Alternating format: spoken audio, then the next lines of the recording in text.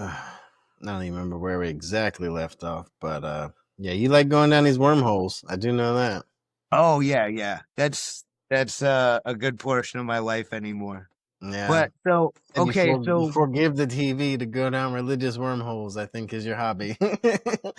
it's well, it's not just religious wormholes. I mean, I You do this with like everything? physics, philosophy. Oh yeah, I'm all over the place. I am Yeah. just a sponge for as much knowledge as I can get a hold of. Yeah, that's But pretty yeah. good. That's a good thing. Oh yeah. Sometimes it. Well, yeah. I'm not very fun at parties. Well, what kind of parties? Because I'm thinking like just like here, I find this shit interesting. Even if I can't go as deep as you do, it's like knowing about these things is pretty cool. And then it's like you're kind of validating it as you go. And then it's like, well, is this even the point, or is the story of the stuff the whole point? And it's like, yeah. Yeah, Because yeah. there's a lot of, I Oh, guess that's I don't know 100%, but it seems to be a lot of the split that happened with the Jews and the Christians, right? Because they say that the Jews kind of believe that it was the truth, and the Christians more believe that it's kind of like stories loosely based on the truth. I don't know how deep well, that goes, but like that's I one of the don't fundamental, I think, differences. I don't know. I think obviously the primary fundamental difference is the Yeah, belief of Jesus, yeah, right? But Jesus is then, yeah. there are a lot of Christians that are, just hardcore absolutists. Like, no, this is exactly 100% Yeah, verbatim how it happened. None of it can be metaphor whatsoever. that's crazy. Which is crazy, especially when you have like the Genesis account. It's like on the first day, let there be light, but then Oh, I on think I the have something third on that. day, let there be land. It's like, well, how the hell was there? Yeah, like let's Yeah, who was or there to let's see that think happen? about this 8,000 years ago. You're trying to tell this story to your kids. It's like, well. 13.8 billion years ago, there was an explosion that was caused by God. And that 10 billion years ago, Yeah, and it's like, what person water was there to vapor. write this down? Who did that? You're right. We don't have a language to write yet, but somebody grab a chunk of tree and I carve have some. something for that actually that I've heard. I don't know if there's anything to it, but it seems kind of credible. It's so the Genesis story, the world was made in 7 days. Yeah. So every so often on Earth, they say the poles flip. Okay. And they project out that around the time of whatever the hell story was, that might be the story of Genesis.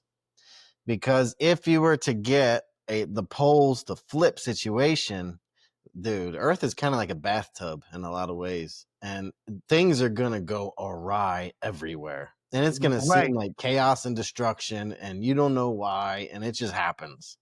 Well, And it's and I think massive they think climate that shift. about this. I think they think that it takes about 7 full days for the poles to flip. Okay. So I think that Interesting. yeah, something to look into. I don't know if it's true or not, but it's fun to think about. Yeah, there's definitely a lot of different angles that it could be Hmm. interpreted as. But you see now I see it play out as the secularist uh explanation. Just that the days are thematic a thematic point, it's like I mean, day 1. That first was light, the Big Bang. Second, not second day, but second was the splitting of water and gases. And the third was the accumulation of dirt masses, and the that seems fourth like was that could just cloud. be a reasonable take on what seems like scientific norms, I Yep. guess. It could be a post hoc justification for it, where it's Hmm. like, well, I'm trying to take the biblical story and fit Hmm. it into science. Narrative, But as you said. Yeah. yeah, but then there's a lot of things that really seem to coincide with our fairly recent discoveries in physics. A lot Well, of this is physics. new information. Like, I say this too about like even Native Americans and stuff. Like, all these people had stuff that worked, whether they articulated it like we do or knew it for a fact like we do. They had a form of antibiotics. They just didn't call it antibiotics. They knew what it did, but they didn't say that process like we would, right? and and it was the same pharmacon. Yeah, it's It the same literally nature. was the It's all same comes from pharmacon. nature, so it's like, Yep. If they're getting this chemical from this plant mhm, into your body in this amount. mhm, Pharmacology is like, mhm, let's get only that chemical and throw the rest of the crap mhm. away. Let's Yeah, put it in with these other things that are going to make it more potent, right. and let's measure it extremely specifically so that people The don't scientific overdo it. method is Yeah, essentially like the big shift, right? Because then it's provable, but it's like these people knew this shit worked. They didn't have the names or words for it. They probably called it magic or whatever the hell they called it, you know? right. Yeah, The the gods are the smiling upon me. The gash on my leg is closing. I don't know. the herbs womans and Yeah, the yeah. yeah, shamans and stuff, they're mixing Yeah, their poultices and potions and yeah. like Get your pistol and mortar sniff ready. sniff this, and they're like, it's a pleasing scent to the gods, and meanwhile it's like, well, such and such sulfur salt compound is introduced through the bloodstream and clears out the parasite or what, Yeah, you know that's what a I funny mean? one. I don't know if it's true or not, but I've heard this before. I guess I should probably dig into it. I've even heard Rogan talking about it a little bit. He's talking about those what are those things called that they'll walk through the aisles of the church with? They're smoking, they got the Sensor. pail. What's it Yeah, called? sensor. Sensor? But he was saying that I guess maybe at times they would put like weed in these things and they would burn it or something comparable to where people would start tripping out and being like, not even not tripping necessarily, but like a different state of consciousness, kind of like weed puts you in, right? Not exactly tripping, but you ain't exactly sober anymore either. There's there's a few archaeological finds to support that at least somebody had done it. But then, Mm, also look at the religion as it is right now. How many actual denominations of Christianity are there?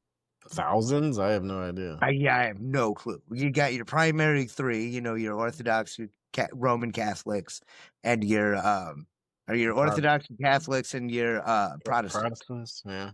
But, there's Anglicans, there's Mormons, if they can be included. I I don't don't. know much Some about people, Mormons. some people can test that. I don't know enough about Mormons, Yeah. and I'm not trying to. No, they Uh, seem like nice people, but it's a weird book or whatever following. I don't know. yep. Not disparaging anybody, So I'm not gonna speak on anything I don't know about Yeah. any of that. But we have so many different beliefs. Like even back during the time of Jesus, there were the Pharisees, the Sadducees, and the Essenes. Like the Pharisees and Sadducees were at each other's throats, and the Essenes were like clear off on the edge of the wilderness, like doing mystical stuff, and like bathing regularly. That's where we get baptisms from. Like, Really? oh gosh, whoa, they bathe at least once a week. No way. It's There like was the Vikings or something.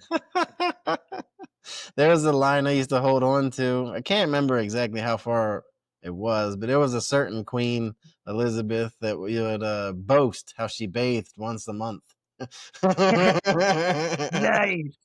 Yeah, I bet that You smelled dirty just fuckers! What the great. fuck, man? Was it Napoleon sent that letter back to some chick? He's like, I'll be home in a month or something. Don't bathe. Oh man, Yep. like I'm home. I can smell you. Woo! Morning, ladies. Dude, Anyway, what a terrible. Oh man, no wonder yeah. sex is just for procreation. Well, and then you wonder why everybody was like suffering from diseases and things. Mm, Honestly, Well, that's how people do. Do you know the story about the germs? Which story? Dude, the guy who recently, 40s or whatever the hell it was, kind of found out the germs were the problem. Okay, You remember the story to about him? to an extent, are you talking about the person who decided they should wash their hands between surgeries, or the person who discovered the microscope or developed the Not microscope? the microscope, because they were still putting up a fight against him because they didn't believe it. But the guy who came up with you need to wash your hands, motherfucker. Right, and he just started doing it, and like 80% Well, they reduction were in they were having a fatalities. major issue at the time because the deliveries Yep. were going sideways, and so sideways that women were preferring to have babies on the sidewalk outside the hospital because they viewed going in there as a death sentence, and a lot of them were right. But the dude that came up with it, this is why I bring it up because this is just what people do. It's so goddamn annoying. But he was a doctor. He was ostracized for saying all this shit because they're like, "What are you doing? You're trying to fuck up our thing. What are you doing?" And then they basically, at the end of his life, they put him in a madhouse. He died in it, and it's so sad. That's He what people get for trying to change the narrative, right there.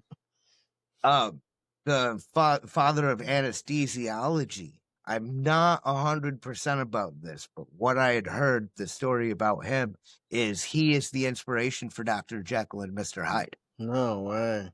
Yeah, so he was messing around with a bunch of different tinctures and decoctions to knock somebody out. Oh, yeah, He yeah. come across ether, and so he's experimenting with ether for months for dosage purposes and things, so that he can take it to the medical boards of the time and get it, like white Mm-hmm. papered and all the, You peer put reviewed some and put some oomph behind it. I got you. scientific method. Well, he didn't realize that he was cumulatively poisoning himself. So Ah, over time, what had happened was he was building up so much of this ether in a system that it was giving him moments of insanity. He would just crash out, black out, and just zombie sleepwalk, do whatever it was that his impulses demanded with like zero consciousness there. what Ended was the up, claims of the day? Do you remember any of the shit no, he was doing? uh, I think what got him in the most trouble was he stabbed a woman in a back alley and began operating on her or something like that. And so he gets arrested for Damn. murder, right? And then after he, as I had heard it, after he had gotten his Nobel Peace Prize for his contribution for medicine with anesthesiology and the use of ether, which we used for what, like 40 years. Mm. Uh, but before word got back to him, he hung himself in his jail cell. So he died with a Nobel Prize as a disgraced doctor. In his Wow. mind, a disgraced doctor, even though he was world renowned without Wow. the What a use way of to ether. go out.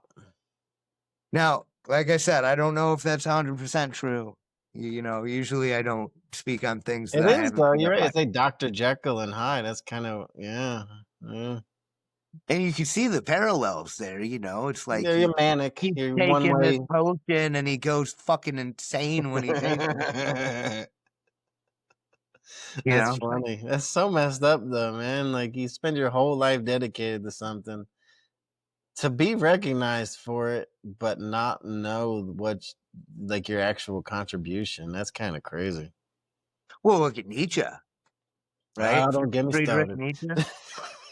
He he he died relatively obscure, I mean, he was a scholar and people knew him as a scholar, but he wasn't I don't know. anybody I don't know famous. much He about was how he was lucky. seen in his day. He wasn't anything great or wealthy. He's a oh Mm. postmortem success, like a lot of artists, authors. Yeah, I've You know, said that about some of the stuff I write and some of the stuff I write on X. I was like, this shit's gonna matter more, way more when I'm dead. right? Yeah, Then maybe I'm somebody will listen. I'm gonna die. I'm gonna have like 7 people will have read my book, and then it's like 3 weeks after my funeral, somebody like Dr. Peterson or Bishop Barron finds Well, it, yeah, and they're there's some like, good shit in here. "Oh, Like, why hey." now? Why? Although, really, at that point, it wouldn't matter to me. It's like I'd just be happy that it's out there. Well, what's the money gonna do me any good if I'm 6 feet under? You know what I mean? Well, that's kind of how the point in all this stuff is. I fall in love with the process, you know. I was talking with a friend of mine recently about basically people become unhappy when they become outcome dependent. That's where a lot of Schopenhauer? the unhappiness comes from, you know. Was it Schopenhauer? That or was that Nietzsche that um the root of misery comes from expectation? Hope, Oh, I think, is what he attacked Nietzsche. Yeah, yeah. yeah. Yeah, I Which couldn't is a remember if weird it was one. Nietzsche or Schopenhauer. They were both just, just buckets of sunshine. Ah, no, man, no. You know, it's crazy about Schopenhauer. I learned that most of his stuff he did when he was younger, Really? which is Okay. a twist on it because I don't know why this matters, but it seems to matter, at least in my head, probably to other people, because you see him as this like old ornery man who's just like shaking his Right. fist at the world all the time. But most of his stuff apparently he came up with when he was much younger. It does make sense. I mean, we're all sharper when we're younger, and then we spend A little, 20 but you see the years. images of him and you're like, oh, old angry man. I get it. Well, yeah, but if He you couldn't get a date because he couldn't cut his hair. I get it. okay, well, that date thing. Do do you know that have you seen the memes or whatever about that story where Schopenhauer like is he's with this girl on a boat and he gives her some grapes and she like tosses the grapes in the water behind the boat in a way that he hopefully doesn't see. And then so he goes off and he's leaving and he's writing that he writes some pessimistic stuff about, women and hope and Yeah, he expectation. had some hard luck, I think, early on. The world smacked him around a little bit. But it's Well, different when you see, because I don't know, does it change anything for you? I think it did for a second because it's like you see him as this old ornery man, and it makes sense. But then you think, well, he was like 20, 25 when he came up. Then it's like, hold the fuck up. This dude was really a pessimist the whole way. yep, yep. Yeah, he wasn't just jaded, switched Mm, teams halfway through. right, But right. Does that? It seems like it changes the image of him in my mind, at least. I don't know. in that story though, I think he was like 40 or Okay, 42. yeah. Yeah, I think the word was he had trouble with ladies later on in life, right? I think she was like 21 or 23 or something like that. It's like, Yeah. bro, well, of course she's going to reject you. You should be hitting on her mom. Yeah, like Well, I she's mean, half your age. the standard of beauty has never changed. There is that, but I mean, come on, you don't. You're. Or was he wealthy? Was he wealthy later in life? It Oh, seems I like he don't. might have been. I don't know. I mean, he seems well dressed in the images that you Yeah, see. yeah, he seems well done up, right? But I don't actually know. Because Yeah, that affects so much of your life, especially back then, you know? yeah. I mean, you can obviously dress up well and not have wealth. Yeah. Yeah. We're all on our road, man. We're all on our road. Oh yeah. But Nietzsche, dude, Nietzsche's fun, man. I fucking love Nietzsche so much. Oh my gosh. In that He broke his my brain probably more than maybe anybody. his attack on the idea of axioms, just that's probably what drove me to Christianity, which is probably the weirdest thing to say because Nietzsche, Axioms being, uh, fundamental truths, the very base level yeah, of he doesn't truth. believe there's a thing as truth, right? Yeah, It's just an his opinion. attack That's on your opinion axioms. versus their opinion. Well, so this is his essentially how I understand his attack on axioms is was it Descartes? I think, therefore I am. Mm. Nietzsche. What do you mean I? All 13,000 organisms that are pretending to be you? Is that what you mean by I? Or are you talking about like what you are today or what future? Like these are Yeah, I is the a I could be split up perception. in a lot of different ways. Right, right. What I means is only holds truth to the context in which it's used. Because It I doesn't. could be what I want, what I feel, what I hate, what I want to be, what I am not. It's just there's I a lot can of ways be you can split it. I can be several things at once. I Hmm.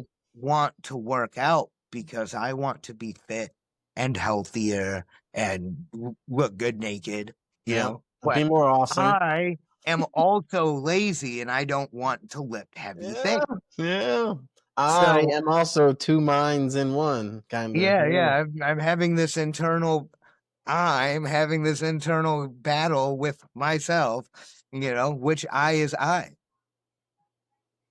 Mm.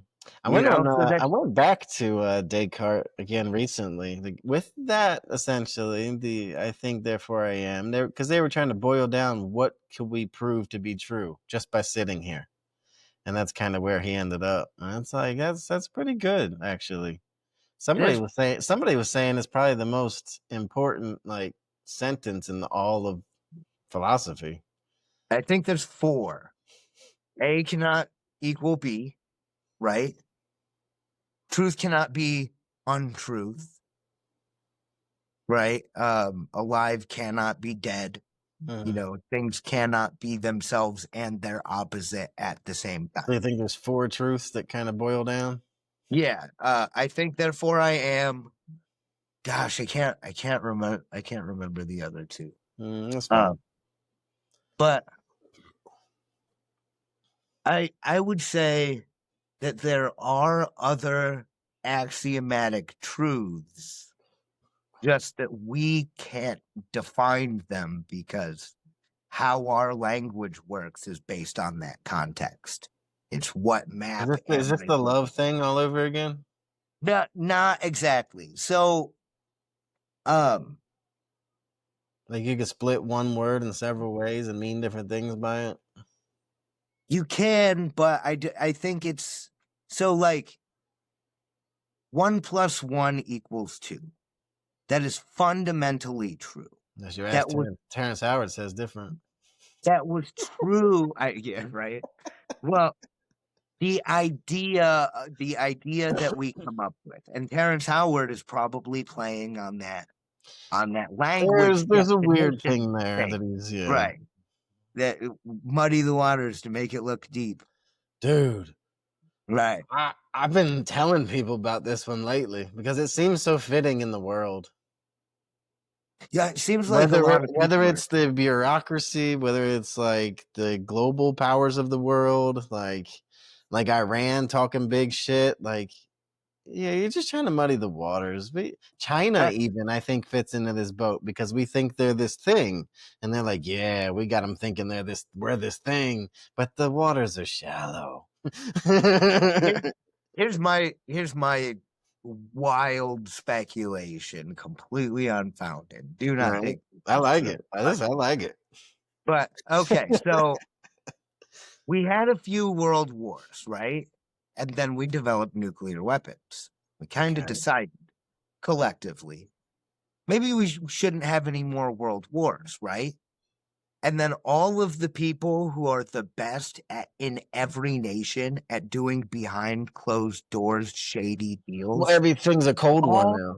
get Yeah. together and they make this giant committee of all of these really, really good, deceptive, shady Well, people. there's your But cabal right there. yeah, so then you really think that Ukraine and Russia are at odds with each other? To me, that doesn't make any sense Why?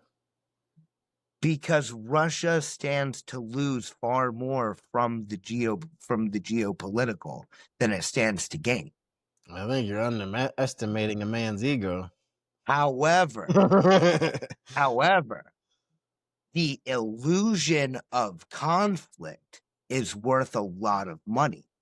So you have the United States and Great Britain and France and Russia and China and North Korea, and they're all sitting down and they're writing this script, and we're watching WWE on the geopolitical stage. I It's actually like, tweeted look, that recently. I said modern politics is nothing different than WWE, man. yep, absolutely. It's like, look, we're going to let our constituents feel like they are in constant We're gonna danger pick the champ. from the others, right? Yeah, Oh, and how messed up is that to think about? Oh my god. you're Ugh. gonna wear the belt, and then there's gonna be this big match, but then there's gonna be this betrayal, and you're gonna switch sides.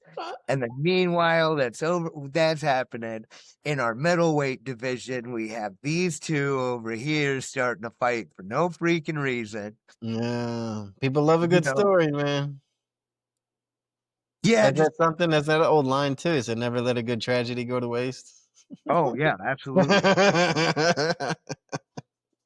God, when was that? When was that even penned? Like that was the 1800s, right? Nothing's changed, man. The world has changed, but humanity does not. Well, I think it does. It's just very slow. It's slow. Oh, we don't I live mean, long enough to really change it. I was talking to my dad about that recently. It's like it's just the same. I'm like, I just don't think we live long enough to like make real change like this. Because typically in the wild, we're living 20, 30 years typically. You know, I can see. I think in the wild, the 20, 30 years, with your apex getting to be 40 before disease and takes them, and that was only what, you like can. 1800 that this was the case still.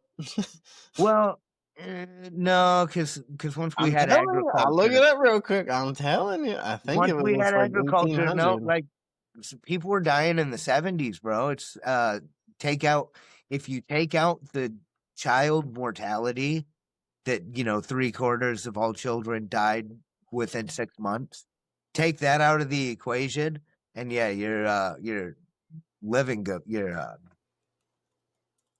average median living uh life expectancy. There we go. Your median Yeah, life it's the expectancy. 1800s. You could expect around 30 to 40. But they say people Uh, who survive childhood could expect to live a little bit longer in their 50s or 60s. yep. Yep. So yeah, it's the childhood statistic is throwing it off because every all them doctors not washing their damn hands. You know. Well, it says that the high overall average is heavily influenced by deaths in the early years of life. So not even at birth necessarily, but like just getting going in life. And that's kind of how people are, right? Like once Right. our Step most on a critical nail at years are 6, you're early on. done. Oh no. Playing around with the horse at 8, thought it would be fun to smack it with a switch. Yep, never gonna eat again. Sorry, buddy. Yeah, I don't know. But yeah, life expectancy was a little bit, but you go back before agriculture, and yeah, you're looking at 20s, 30s. Maybe the top among us might hit Mm. 40 before the teeth go. And from there, it's like, what do you do? You're not Getting your gonna, fucking tribe to chew your food, that's a weird one. right? Yeah, I don't think they were using mortar and pestles before they were working There's a agriculture. word for it. I had come across it again recently. I can't remember the exact word for it. Some indigestion, some fucking I don't know what it was, but it was a common thing for people back then because there was no dentists, obviously. So it was like when something did happen to somebody, you had to like pre-chew their food, which is so gross. Oh, no way. Like, yeah, Yeah, you would think like, gosh, just smash it with 2 rocks, you know what I mean? Just I'd put it probably on the do rock that. and I'd smash probably it. do that before I let somebody chew up my food for me. Right, yeah, eat rock, I'll eat spend 2 paste. hours tenderizing it so I can eat it. Just turn it into a solid goop. I got my carrots, my celery, and my chicken in there. The Oh yeah. original baby food. Yep. Yeah, but I think I don't know. I think we collectively we're getting a lot better at a lot of things, but it's such slow going for social. But it makes a lot of sense. It's just a natural process. Is this? Imagine this. This is capitalism versus socialism, right? Well, I was gonna say, And is this like the checks and balances kind of? And I we because we have it built into our system because they were smart enough to want to put it there. But like, is this I'm kind of a going more natural thing too? I'm going more simple than that. Even just far more fundamental first principles than that. You got your Yeah. first principles capitalism, which is people vote with their wallets or, participation or whatever. It's like if your product sucks, you make no money, you die. Somebody else makes a better product or a cheaper product or No, it's whatever. the story of life, right? Adapt or die. Right. Socialism, it's like, no, the state determines who makes the product. Yeah, there's no And progress really there. that's it. So if you I imagine think it like a boat, the style of governance contributes more to the developments than anything else, I guess. it's a major factor for It sure. is But a yeah, big factor. if you think about it like a boat, right? You imagine you have capitalism, you have one captain who is leading the hierarchy that is controlling this whole boat. You got mechanics in the mechanic bay, you got losers swabbing the decks, captain steering the ship, right? Socialism, it's like, oh, and an iceberg, right? Oh, there's an iceberg. Turn the ship, right? To starboard. That's it. Socialism, it's like, well, first we have to survey that it's actually an iceberg and that it's an island. Really? I I Then we have to get a communal decision on how we go about navigating around the iceberg. Do we go left? Do we go right? We're going to have to do a cost benefit analysis of the two, and it's this big community dictum that's the idea of socialism, right? And don't get me started on communism because I feel like that's what I was gonna kind communism of say. is It capitalism with wearing a clenched coat of you could socialism. say the socialism thing, but that would imply that I don't really think socialism has ever really been a thing because whoever is running that is controlling it. So it's not real. It's like a puppeteering of socialism to make people think Right. it's really a thing. But in a state like that's closer to like a dictatorship, right? So, but I think that's kind of one of the major benefits of that system is because if you think the boat needs to turn right, turn that motherfucker right. I don't have to ask anybody. I just do it right now. Like Yep. the We will COVID thing with figure it China. out when we get around the iceberg. Yeah, We right. can But the always COVID plot thing our with freaking course around, like, back where we need to.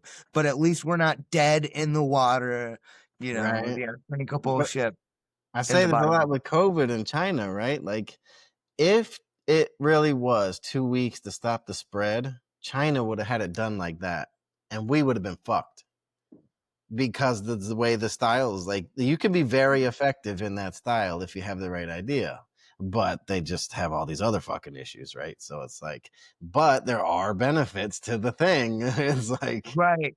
eh, But then there's also all of the other the bad stuff. drawback Yeah. is that, all your eggs in one basket too. Yeah, yeah. It's No, it's like, look, obviously not the ideal way, but it's like there are very good. Like I could see some of the effectiveness of it. I guess yeah. Well, yeah, definitely that. because It's like, if it look, was 2 weeks, if it was really 2 weeks, we would have been fucked because we would have been arguing with each other about what to do, and they would have been done it. yo, yeah, 100%. Yes, Although that's just weird. I don't know. the idea, like, oh, we have a respiratory disease, let's lock everybody together in enclosed spaces, breathing confined air. Well, they say that humans have never successfully fended off a respiratory disease like that. You know how you fend off a respiratory disease? Stay away from people. Run out, go into nature. And instead they're like, get out of nature, avoid the sun, lock up Wow. with your sick family in a house and breathe stagnant air. Hey, they got drugs to sell, man. Oh yeah. You That's know, the that whole Rogan thing that he got all that pushback for, because he was pushing natural ways, sunlight, yep, vitamin D, even ivermectin stuff, natural stuff. And they were like, exercise, "Fuck cold no, we got plunges, drugs to sell." saunas, stuff that didn't cost literally anything. Make sure you drink enough water. Yeah. Are Well, you getting vitamin D? Go out and stand in the sun. Like you don't even have to just go stand there. yeah, yeah. Like whatever you're doing. Are you on your phone? Well, put your phone like under a shadow and stand in the Put your sun. phone out the window and hang your head out. You'd be All doing right, better off. something. That's Oh god. funny. That's funny. But so you think it's more the governance style than anything? Yeah, there's definitely limitations, but like at the same time, like I've been talking to people a lot lately about these autodidacts, man. I think autodidacts have always run the world, honestly. And Yeah.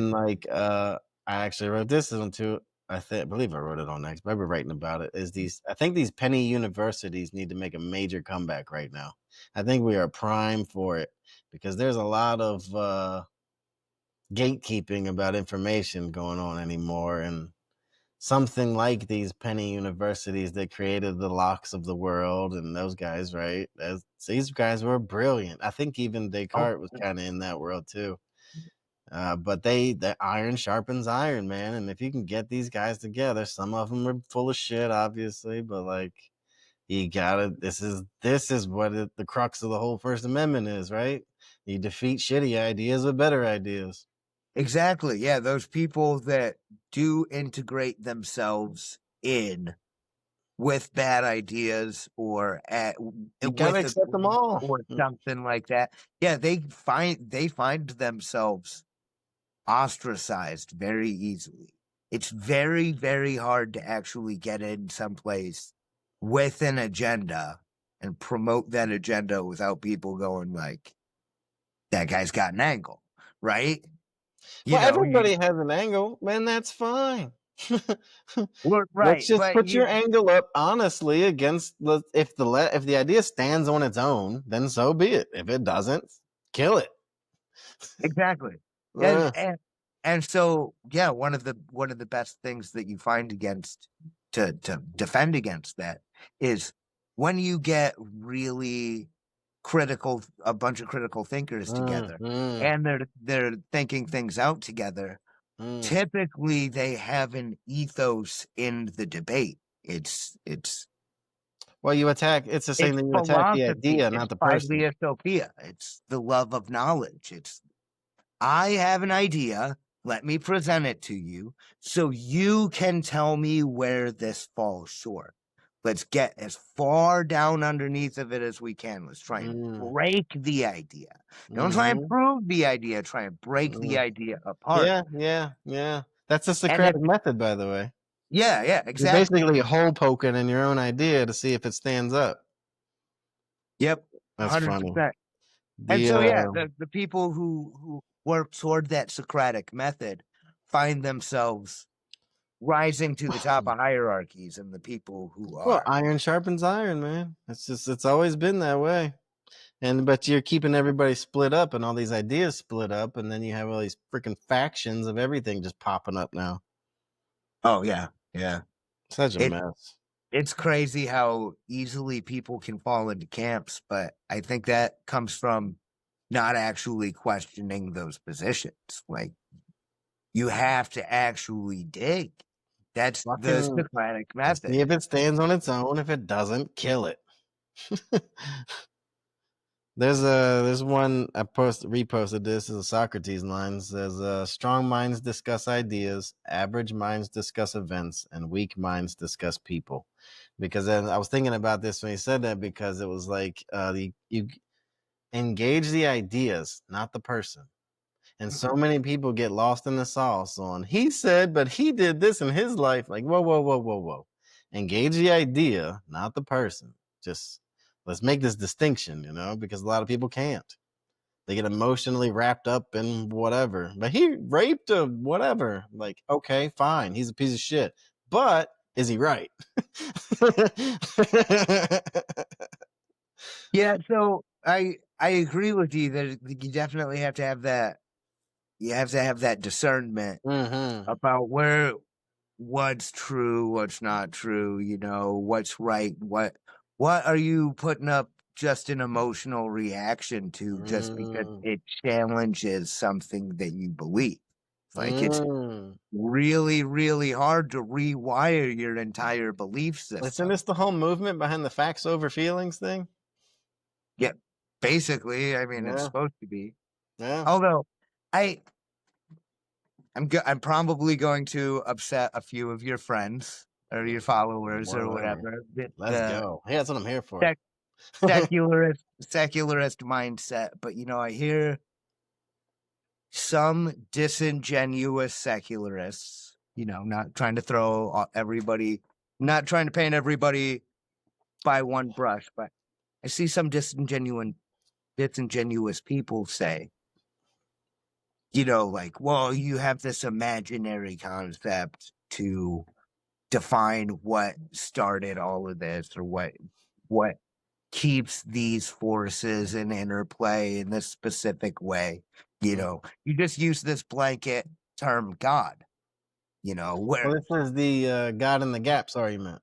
right. Whereas we secularists, we only use logic. We don't Mm. anything other than use logic. However, I know the size of the universe because I made up an imaginary number called infinity. Even though there is 10 to the 53 kilograms of mass in the universe, Mm. it's a very finite amount, and matter cannot be created or destroyed. We need to come up with a hypothetical number that doesn't exist, that doesn't have an end, in order to actually calculate the finite nature. Like, how is infinite included in any actual mathematic equation without it also being a stand-in? You know what I mean? Well, my This is pushback on a lot of this stuff is like, I think I'm at war with this thing I call emotional thinking, to where, to an emotional thinker, everything is binary. right, right, You speak in things of like you always, or they never, or I always, and it's like you can't say that about anything. right. If you're You're absolutely doing the binary thing, you're thinking with like your heart, not your brain. It's emotional thinking, and it leads to terrible decision making and terrible like thought processes and stuff. I kind of go to war against a lot of this stuff. Like you said, like we never do this. We always do this. I'm like, mate, you're full of shit. Shut up. yeah, yeah. Like I will fully admit Mm. I have assumptions Of and I'm course, everybody does. standing on so many false assumptions, like Well, that's uh, fine, but I think the I crux. I am standing on false assumptions, right? All 13,000 organisms under this trench coat that I call me, Well, there's like you a know. trillion in your gut. They say, right? Yeah, right, yeah, I mean individual Am I all those iterations of too? me. I don't know. Right. Well, okay, so So the I was emotional thinking though, right? It's okay to do the thing, but the thing is you can't be led by your emotions. You're gonna have emotions, they're gonna be in play inside of you, but you can't use them as you can't be led by them. You can't make your decisions based off of them. Your emotions are gonna be more of an indicator for you, not mhm, a compass, a solid compass. It's like, okay, I feel the thing. Fine, you feel the thing. Is it a legit feeling? You gotta like go through the things, you know. You can't just. yep, I had a great feeling, so it's diagnostic tool. valid. Like whoa, whoa, whoa. It's a great diagnostic tool. You're working really hard Mm, next to somebody who's not working quite as hard. Promotion time comes up. The not so hard working fishing buddy gets the promotion and you don't. You are mm, completely validated to have anger about that. mm, That is mm. a great diagnostic tool. But it There is doesn't mean that's how you injustice. should move your chess piece from here on out. Exactly. Yeah. That is a diagnostic tool is great. As Mm. a lead and leash will lead you to ruin. Well, you You want to know, talk about oh, I'm pissing gonna go burn my boss's house down. You people? know, and his fishing buddy. Enjoy that promotion, and now Right. 10 to But 20 that's years in the clink. yeah, you talk about pissing people off. That's one I commonly say is the voting thing, right? Everybody's afraid to tell people who can't vote. I'll tell you who can't vote. People that are led by their emotions should not be allowed to vote. I don't care if you're a woman. I don't care if you're a man acting like a woman. I don't care what you are. But it's true because, like, Yeah, those are the people that put us in bad spots because they don't fucking use their brain. you're not wrong. That's one of the major contentions with democracy, right? Which is Mm-hmm. also, I was kind of bringing this up about the socialism thing, and it's like I just made a post recently. I'm recording on my phone, so I'm not going to bring it up. But I Right.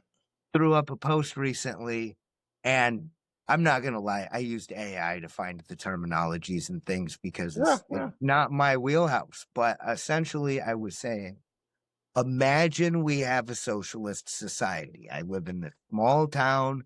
We have 2,000 people here. We could actually literally organize. Everybody can have a vote on everything. Okay.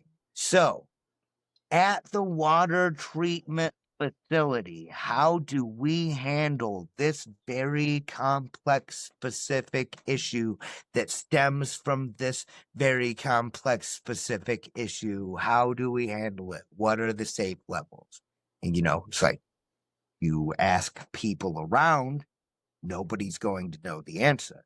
So automatically now you have a hierarchy of people who are answering those questions. So essentially capitalism, The only tribe you've elders. now just removed the ability for us to say, well, I don't want to engage with your service anymore. I'm going to go with a different service provider because their water tastes better or there's not as much iron in it or whatever, you know? Mm. That's the capitalism. It's like now somebody could always come up and dethrone you Well, just on merit. competition, yeah. Yep. Competition is Whereas, good. Competition is whereas good for people. so uh s- socialism, as you had mentioned earlier, really isn't socialism. It's still Hmm. a hierarchical system. Well, it's There's like the gateway always drug to communism. Everybody knows that, you know. what's that? It's like a gateway drug to communism. Everybody knows that. Well, and then gosh, like what is communism? I don't know if they're even really separate. Maybe one's just hiding as the other or something. I don't know. I don't see other than cherry picking what the difference is. It's like the, the Nazis claim to be a socialist party. No, because And everybody's like, somebody's running the show, well, man. well, yeah, but the Nazis were racial superiority and eugenics and this and that. And it's like, Mm. really? And the USSR was just notorious for their diversity. They southern border with China. How many Chinese people are in the USSR Mhm. back during the Soviet Union? Zero. That's communists not allowing other communists in. It's like, no, you can't claim that, strong national policy is only a right wing issue. It's like, well, no, it's literally It's an a everybody issue. staple of the USSR or many communist nations because they don't want their power challenged. But if so, are you familiar with Animal Farm? Orwell's Animal Farm. Yeah, yeah, yeah. Something that I There's a don't. lack of humility in people there. I'm surprised people don't catch on to this. But at I, the end of the you would Animal think it Farm, was forever ago. I mean, they've had plenty of time to read it. right? At the end of Animal Farm, it it wasn't the pigs that were the problem. It was the people. The pigs became people. Yeah. The Yeah. animals looked into the farmhouse. They could not distinguish the difference between the capitalistic farmers and the communistic pigs. This They reminds were me of the all the remember same, the walking upright, wearing the same clothes, sitting you at the remember the same table. Stanford prison experiment? Oh, I've heard about it, but you're gonna have to Yeah. refresh my memory. They basically switched it and was like, because the prisoners always thought that, oh, I could do a better job than these guards, and then they got in the guards position and they just wanted to abuse the power left and right, and they just became the same monster that they were trying to accuse people they were, and it's just like, you guys Pro- just don't realize this. This is a whole exercise in humility that nobody wants to participate in.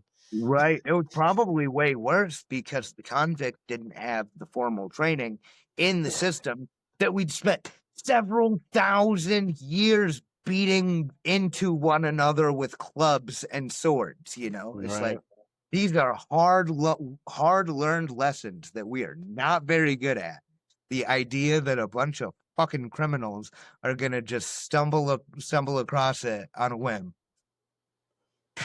Yeah, makes They'll just total. be enlightened when they get power, you know? Oh yeah. I I think is that what it is? Everybody just thinks there'll be some benevolent person once they get power, and then they're hit with reality at some point. Yeah, the idea, you see, you keep bringing up ego. The Oh God! idea to me is that, the true idea of baptism of spirit is an ego death. It's, I remember we talked about this a little bit. I think yeah. Yeah. So I think we were that's at when. Are you saying that 400. that's kind of when you become spiritual? Is when your ego is out of there? Uh, Not necessarily. I'm saying that's when you're actually aligned, right?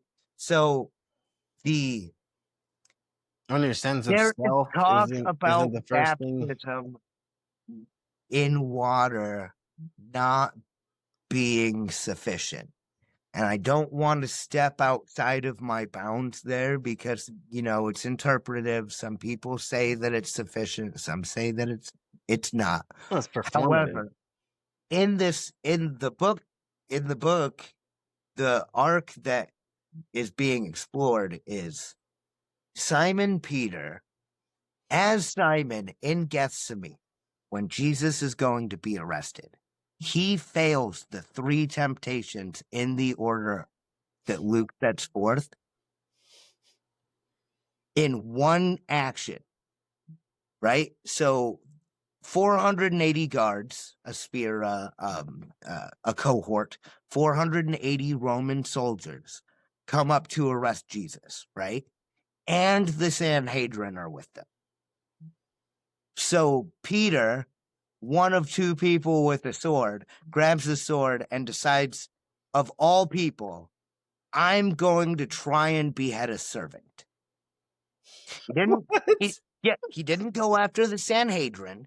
He didn't go after any of the arresting guards. He didn't go after Judas, who betrayed Jesus. Because he thought he could No, get away with it. That's why he did he it. went after who is the lowest On the tiered person the here. lowest on the totem pole, nobody would care about. So this is where I think it's the temptation, right?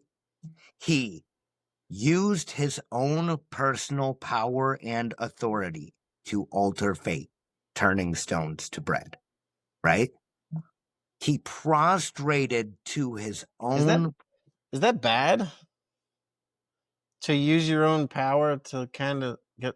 Because Well, it seems like that's what a lot of us do is we use our power no, to make things it's from. not. It's not bad as long as it's aimed the right way, Okay, so it's not right? inherently bad, but the way he. Okay, I got you. I got you. The way he goes about it is, yeah. Right, right, So right. the second one is he prostrates to his inner pride. Satan. He prostrates to his inner pride. That's the ego right there. The ego. Yeah, he says, I'm going to set my aim to enforce my will on this situation. Well, the And, will to power right there. yep. And then he attacked Malchus, I'm saying as a temple dive, right? Now, here's this fisherman. There's 100 people with Jesus.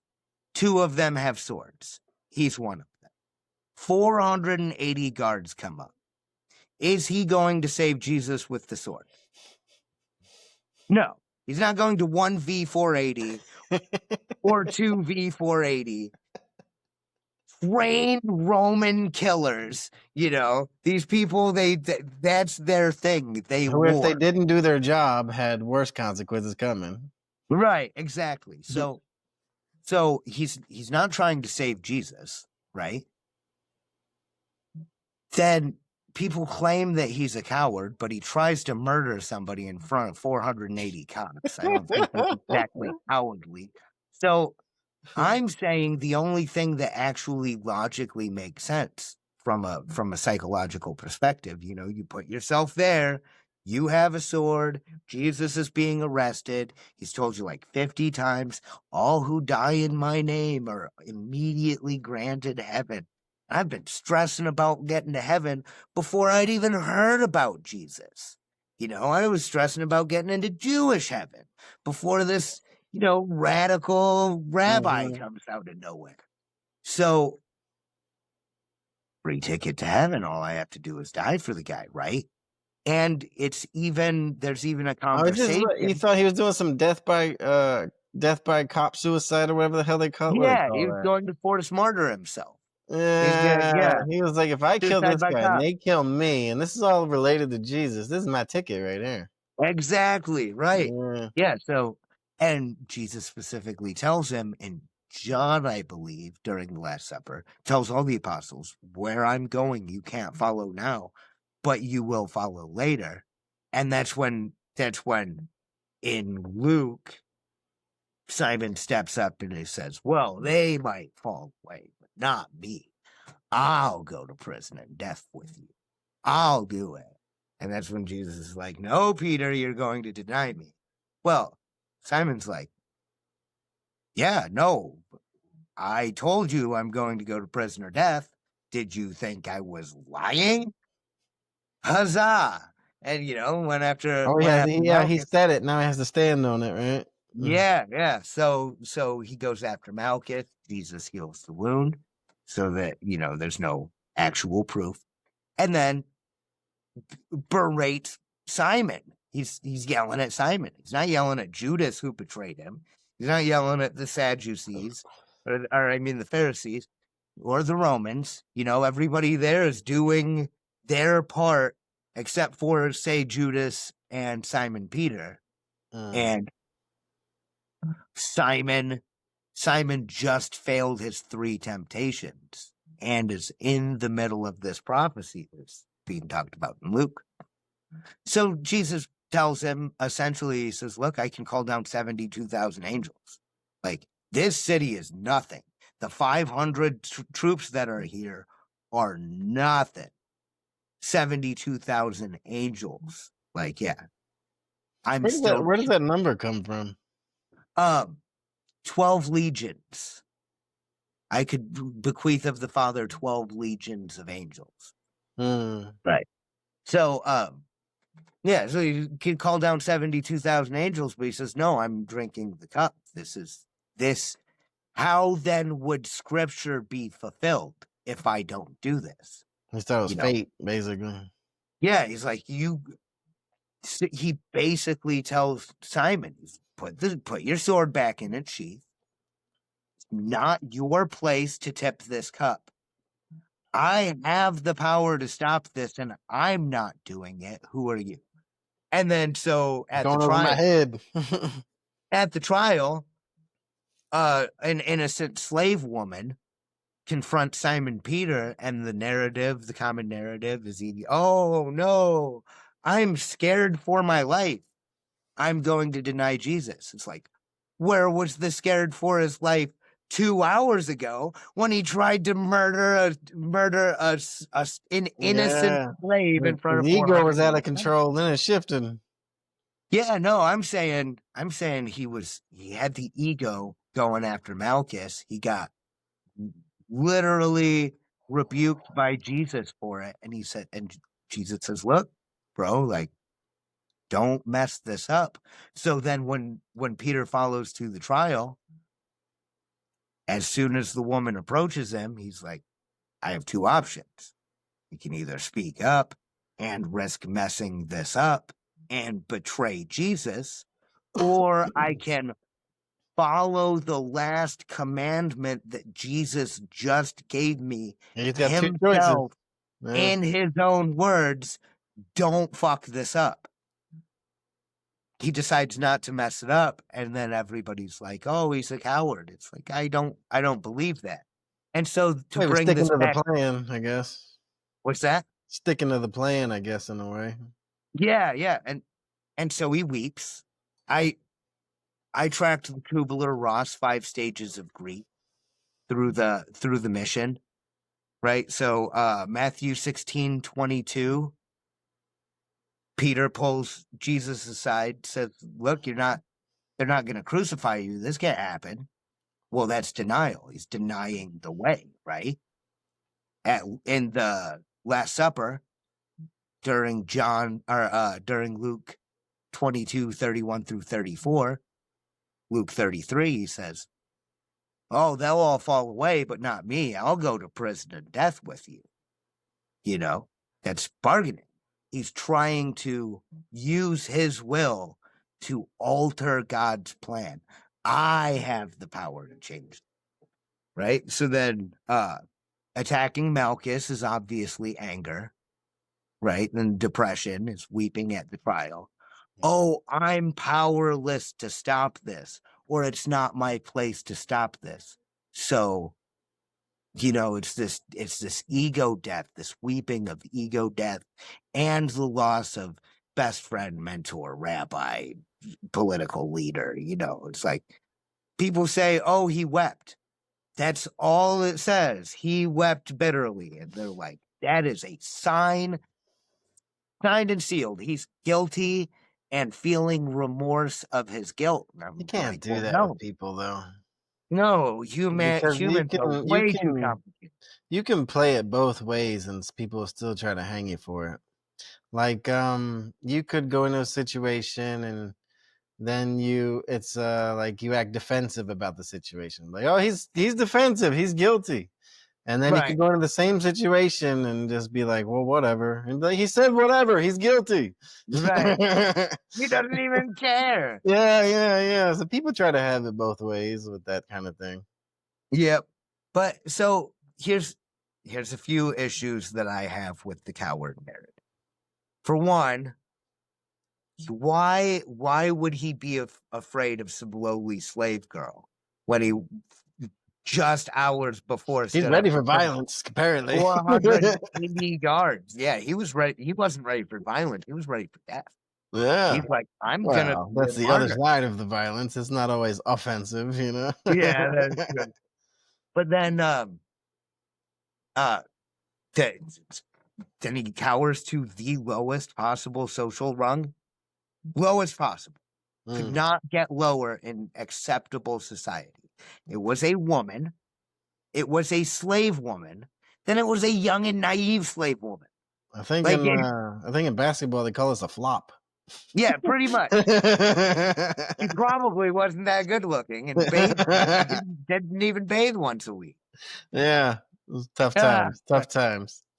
anyway, and then another thing is like, well, he could have spoken up and advocated for Jesus. It's like, well, for one, that risks upsetting the He passion. told him not to do anything, basically. Exactly, that risks upsetting the passion. He And followed portraying orders and he Jesus. say coward. That's kind of the back and forth here, I guess. Yeah, and then really, you're on trial for murder, right? Or you're on trial for planning a violent revolution, right? And somebody that may or may not be associated with you tried to behead somebody in front of a bunch of cops It's a bad look. earlier It's a bad at look. your arrest. Like, that's your And they're friend? What standing are in you the doing trial there? house. They're standing in the trial house. Now, do you hope that they say, he's innocent? This man wouldn't hurt a fly. It's like, the guy who just tried to behead somebody maybe Yeah. doesn't make the best character witness Yeah, of a there's a lot of person. witnesses that would say otherwise right now. Right. So, it seems everything is so stacked against this common narrative of fear, of this fear denial. I think it was much more strategic and much What's more faith-based. The general idea is that at the trial house, when the slave woman confronted Peter, he denied knowing Jesus because he was afraid of the consequences. And he denied 3 times, and then the rooster crowed, and he realized the prophecy, and he ran home crying. But Or, I'm saying or, no, yeah, you got that whole Kubler-Ross thing going on. or And he almost fucked up his plans and was like, "I'm just gonna shut up now." yep, denies 3 times to combat his 3 failings, his 3 temptation failings, right? Which also mirrors Jesus's 3 temptations, successes, right? So Peter is succeeding in the temptation where Simon failed in the temptation. And the only reason why Simon failed and Peter is succeeding is because Peter no longer has the ego that Simon had. Now, I think this is the proven in I in all John this. 21 because there's the conversation between Jesus and Peter where Jesus says, "Do you love me?" And Peter says, "Well, I love you like a brother." Well, if you take that back to the Koine Greek roots, it's, "Do you agapo me? Do you have this divine godly love for me?" And Peter says, "No, I philia That you. I would be love you like like a a brother." unconditional thing, right? Yeah, he's like, "No, no, no, no, no. I love you like a brother." Right? And everybody, I, I I don't want to say everybody, so I It's shouldn't hard to say mention people. everybody anything. I got you. Yeah, but the common narrative is that that was Simon Peter not being able to reach up to the level that he should have and meet Christ where he was. So Christ had to come down in a divine concession to him. I don't think that's the case. I think Jesus said, "Do you agapo me? Do you love me like God loves me?" To the man that before the trial would have said, "Hell yeah, dude." Simon, he jumped out of a boat to walk on water because he believed so much in Jesus. His only occupational hazard. The guy's a fisherman. Drowning is the only concern in his entire life. Drowning or not catching fish. It's oversimplification. You got Yeah, bandit. yeah, yeah, Yeah, yeah. but it's like his only occupational hazard is drowning. And he jumps out of a boat to go walk with Jesus. He attacks a man in front of 480 soldiers. He's not a coward. He's a zealot. That's what Simon was an absolute zealot. If Jesus would have asked him the night of the trial in Gethsemane, "Do you agapo me?" He'd have said, "Yeah, I agapo you. I'll go to death for you, bro. Like I got this." That's the But leader you would go to hell for, right there. yep. But then it was this humbling and this ego death that is shown in John 21. That That's a greater than self thing, is what that kind yeah, of gets to. yeah. I'm Because fit to lead. many men want to commit to something bigger than themselves, But the ego, probably maybe that's self preservation in a way too, right? Yep. Yeah. Mhm. Yeah. Absolutely. You're trying to ensure that you're going to maintain that level of power across generations and Well, ensure that you're nobody wants to die. right. And nobody wants to leave their kids in squalor either. Right, If you right, can right, leave your kids with the wealth of a kingdom, it's like probably going to be successful in carrying on your legacy, right. right? But yeah, what makes a good leader is taking that ego, taking me and my family and my bloodline all the way out of it. What is good for all? I've actually had to break this down for a friend of mine recently. What I say to him, I say, the difference between leading and manipulating, and he was like, not really, because if you think about it, when you are leading, you're manipulating the situation in a lot of Yeah, ways. that is true. You're guiding outcomes. You You're have an catering agenda, you have an information. outcome, but the difference being, When you are manipulating people, you're doing it for your own gain. When you're leading people, you're doing it for all of our gain. You're doing it for everybody, you know. Exactly. So that's the socialist Yeah. mindset that Yeah. needs to be Oh, included in the oh, how capitalistic bad is that? system. How bad is that that the socialist mindset and leadership is the appropriate one? What the fuck? Well, it's it needs it's a dance. That's what It's a I think people balance. It's a fail. Yeah, balance. it needs to be in That's harmony. And so fucked, though. I don't even That's think it's so fucked. I don't think 50-50. I've ever realized that you're right, that leading in a socialist way is the proper form of leading. Because I Yes. guess the other way would be leading like in a dictatorial way, which would be manipulating. And Yeah. what the fuck? Well, how did we get here? I don't even know. What the fuck? Right. Yeah, I'm a capitalist. I love Right. capitalism. Which stands outside of both of those options, really. Really, it does. Yeah. Mhm. But you can have a socialist leader in a capitalist system Yeah, or society. capitalism allows for the flexibility of all of this stuff. Yeah. Oh yeah, absolutely. Like you could go down to the store, you can get Wheaties that are made from slave China factories at $1 a box, you know, but if people know, if there's this big online community of people like advocating, like, look at these terrible conditions at which these manufacturing conditions and the uncleanliness of it, here's where that money saving comes in, is cutting these corners or these ethics. Uh, Mm. yeah, people are like, well, I could just spend $3.50 on a box of Wheaties and know that all of the people had, like PPE, it's safe, cleanly environment. I'm not going to eat somebody's thumb instead of a Wheatie, like, you know, Standards. yeah, we can afford to pay for extra things knowing that it's beneficial for more people.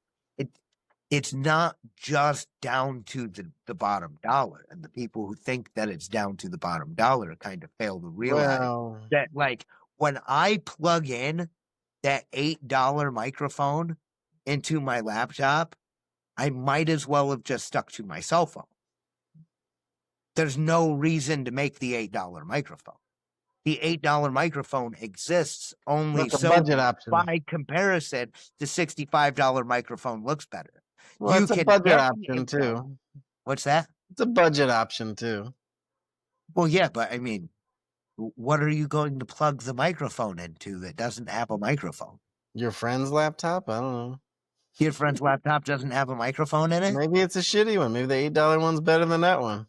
Dude, I am right now. I am on an Asus Vivo Book Go 14 from Walmart. It costs like $180, and my cell phone with a Rode microphone. I have a decent mic because I have a nasally voice, and I didn't want you to what what half the No, you're conversation. good. You're good. But yeah, I mean, almost anything could be done. We we are often tricked into buying things because we have poor options that Competition. don't Yeah. eat. That's Yeah, what you and remove in that socialist version is there's no competition. Yeah. right, I'd say in the communist version, you remove that Yeah. because because it's the socialist aspect of capitalism that affords us that competition, right? You and I, the society, get to vote with our income, with our economics. So I mean, socialism is actually built into capitalism. It's just capitalism is Is the dominant force there. Yeah. yeah, it's built upon the idea of socialism obviously came first. We were living in tribes of 50 people where everybody needed each other to survive. Yeah. Capitalism stemmed from this as a way to adapt to a much larger, more global society. Well, it tries to the free markets, right? The economy is kind of the backbone of it. Yeah, well, what's free in the free market? Yeah, well, if you Take ask me, I take the think we're fat in out. this. If you ask me, I think we're in this weird corporatism. So I don't know. Right, right. You take the fat out of it, and then it's we would have a much different market than we have today. That's for sure. Which would be much worse in a lot of ways. Like farmers are extremely subsidized. You know why farmers are extremely Because subsidized? they're Subsidized. extremely important. Right. Yeah. If the farmers had to put food in the grocery store at a price that will pay them a living wage, you're looking at $10 for a loaf of bread or $6 for a loaf of bread. Not $2.50 or $3 for a loaf of bread. You know, I buy the cheap. Isn't this fixed markets though on some level?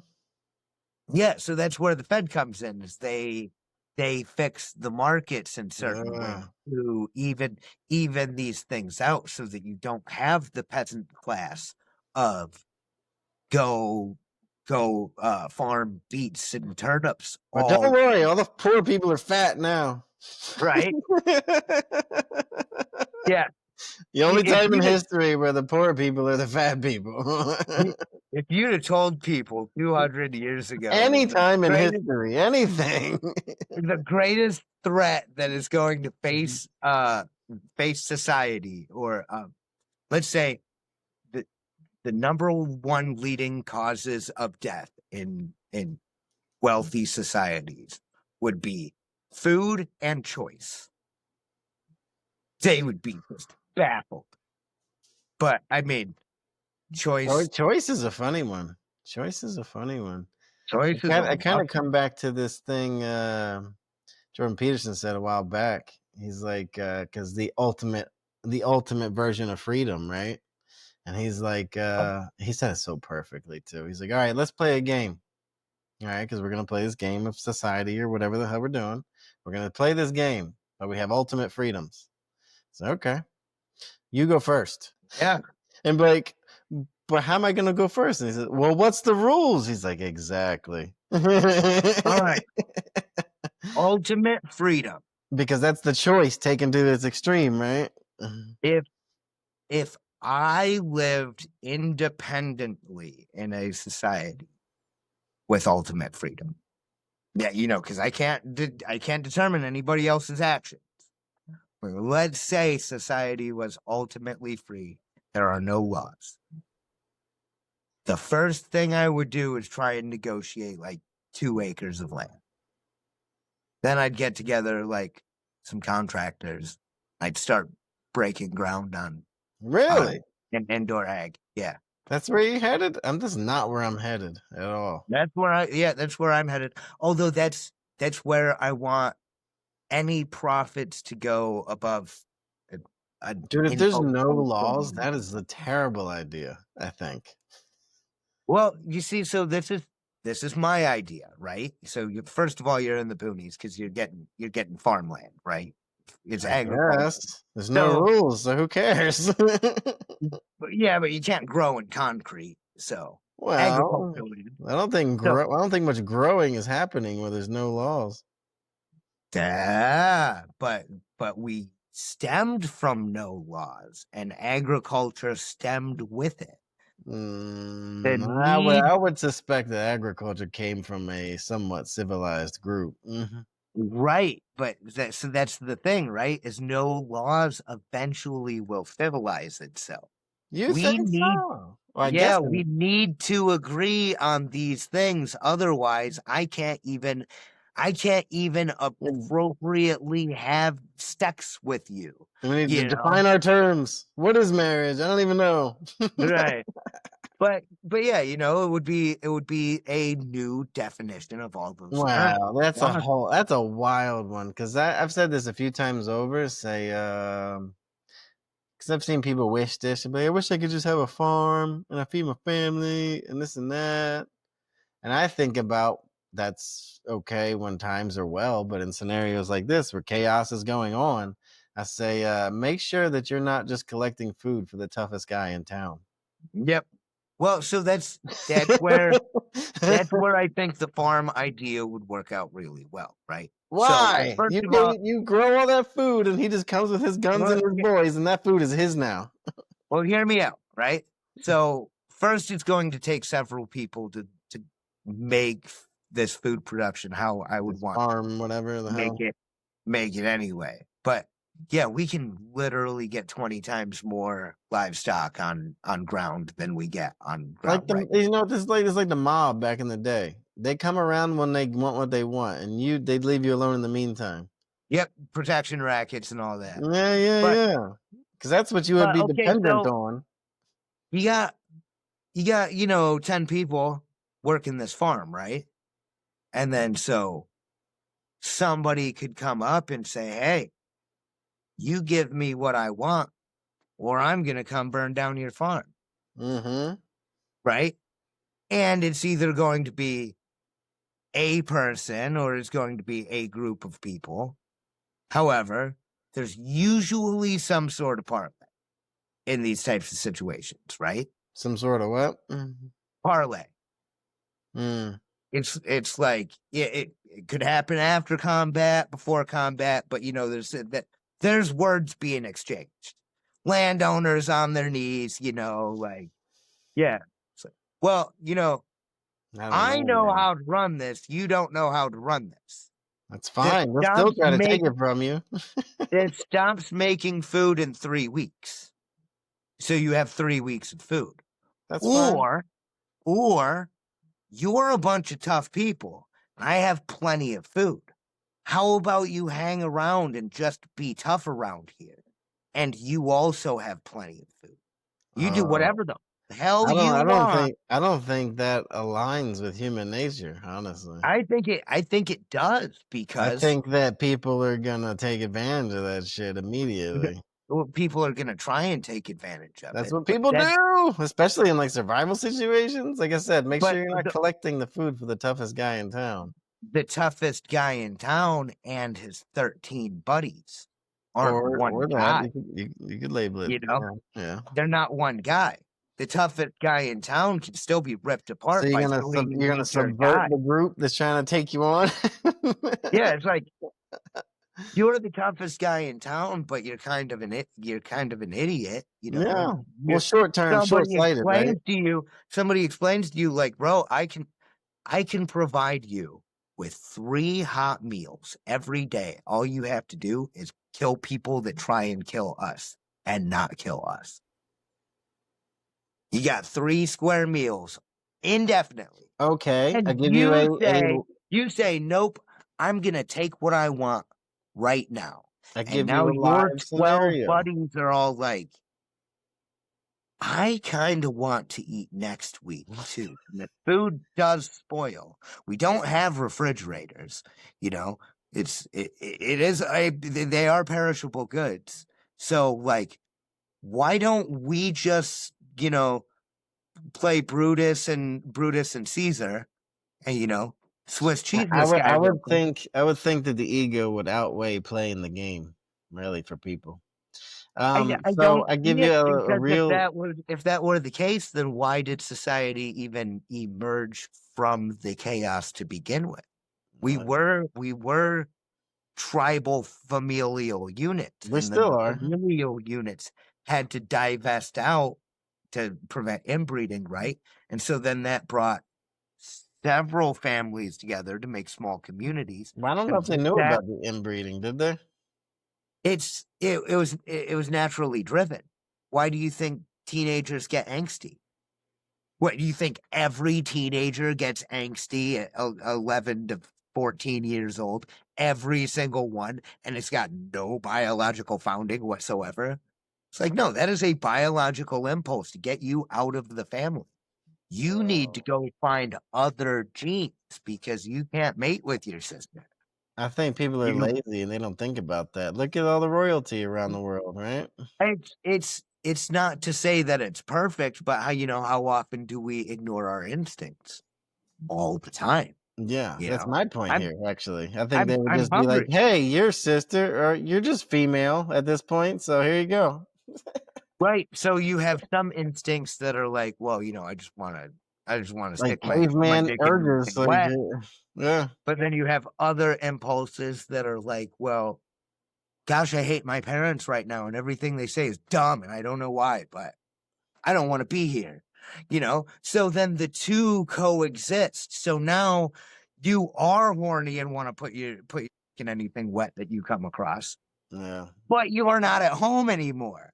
So it works out as both of these instincts worked before we started overriding them. But we built societies and started Well, over. look, I give you a live scenario. Look at the South African situation. You know anything about that? I don't. Basically, the colonial guys came to South Africa a long time ago, right?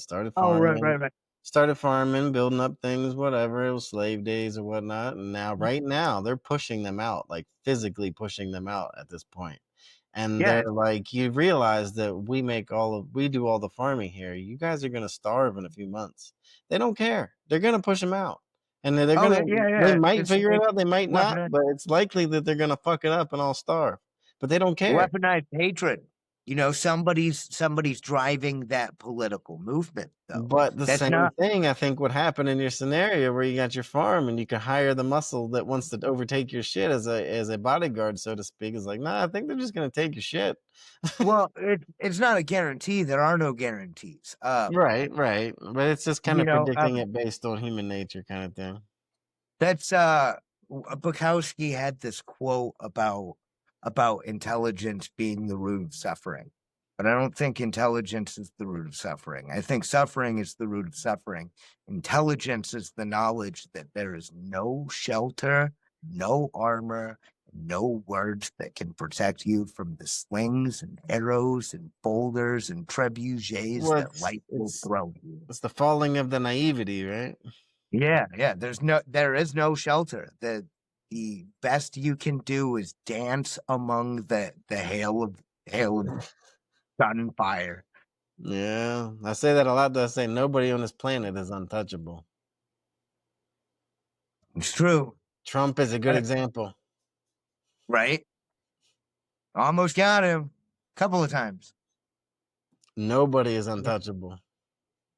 I'm worried about the transhumanist stuff for Oh several yeah, reasons. that's You interesting. get Yeah. then you get a lot closer to untouchable. Let's face it, it's a lot harder to take down Tesla bot Iron Man. Like Is it? Elon Musk builds himself a 50-foot Gundam or something and puts himself inside of it. It's like, okay, I think we have a relatively untouchable guy. You'd have What? to Why nuke would you him say that? because you'd have to nuke him. Why? He said he's in a Because suit like a robot thing. a 50-foot tank, humanoid robot tank. Yeah, Gundam. robots fall to EMPs. Yeah, fair. Okay, touche. But yeah, I don't know. I'm worried about the transhumanist thing for a whole lot of reasons. I'd be Right? more So worried. I think what you mean by like I'd be worried about in this way would be like clones and shit. I'd be worried about like we all wear masks, right? It's fair to say. I mean, like Publicly, out in yeah, yeah, yeah, yeah. yeah, there are things that we keep secret about ourselves that shame even ourselves. I mean, gosh, Paul in the Bible even writes. He's like he's supposed to be like one of the apostles and one of the most holy aligned people, Uh-huh. toward the will of operating on the will of Jesus, right? Right. uh, or under the spirit possessed by Jesus. Um, but even he's saying, it's like, well, why do I keep doing these things that I don't want to do? But then the things that I want to do are the hardest things to do. It's like we Well, all wear well, this that's mask. why then, isn't it? Yeah, we all wear this mask though. So like imagine we go hive mind just one day. you know you can no longer hide from your most dark thoughts, Well, you're not supposed desires, to hide. or If you listen to the fears. guy, you're supposed to integrate your shadow, you know? Right, but you cannot hide from it. So you can't slowly integrate this. This is hitting you like a ton of bricks, but it's not just yours. It's also the knowledge that every other human tethered to this network knows those. And you know every one of their dark secrets and desires. In I a think, way, because we're all same in a way, right? So, yeah. right. And so I think if we went full hive mind, I think we'd just tear ourselves apart. We would be so ashamed of this collective humanity. We would be ashamed, so ashamed of the prodigal Adam that we would fracture ourselves, Well, this which makes thing. sense why we're a bunch of fractured souls. We're a bunch of fractured nefesh from the rod of Adam. Well, we're animals, and nobody wants to admit it. Right. So I it like would the be, Rogan joke here. He says, or maybe God made a monkey that doesn't like to think it's a monkey. but yeah, so we would have this I think we would Mm. go one of two ways. We would either absolutely give into chaos. We are the I told you during that break while you were fixing the camera that I like to play video games on occasion. Right, right. There's this Dark Souls has this really great lore about these gods that are keeping this artificial world of light afloat, and they're tricking humanity into A simulation. sacrificing themselves to keep these iterations going over and over and Sounds like over a again. simulation theory stuff. Yeah, yeah, kind of. Yeah. And it's like we need to refresh the simulation over and over and over again.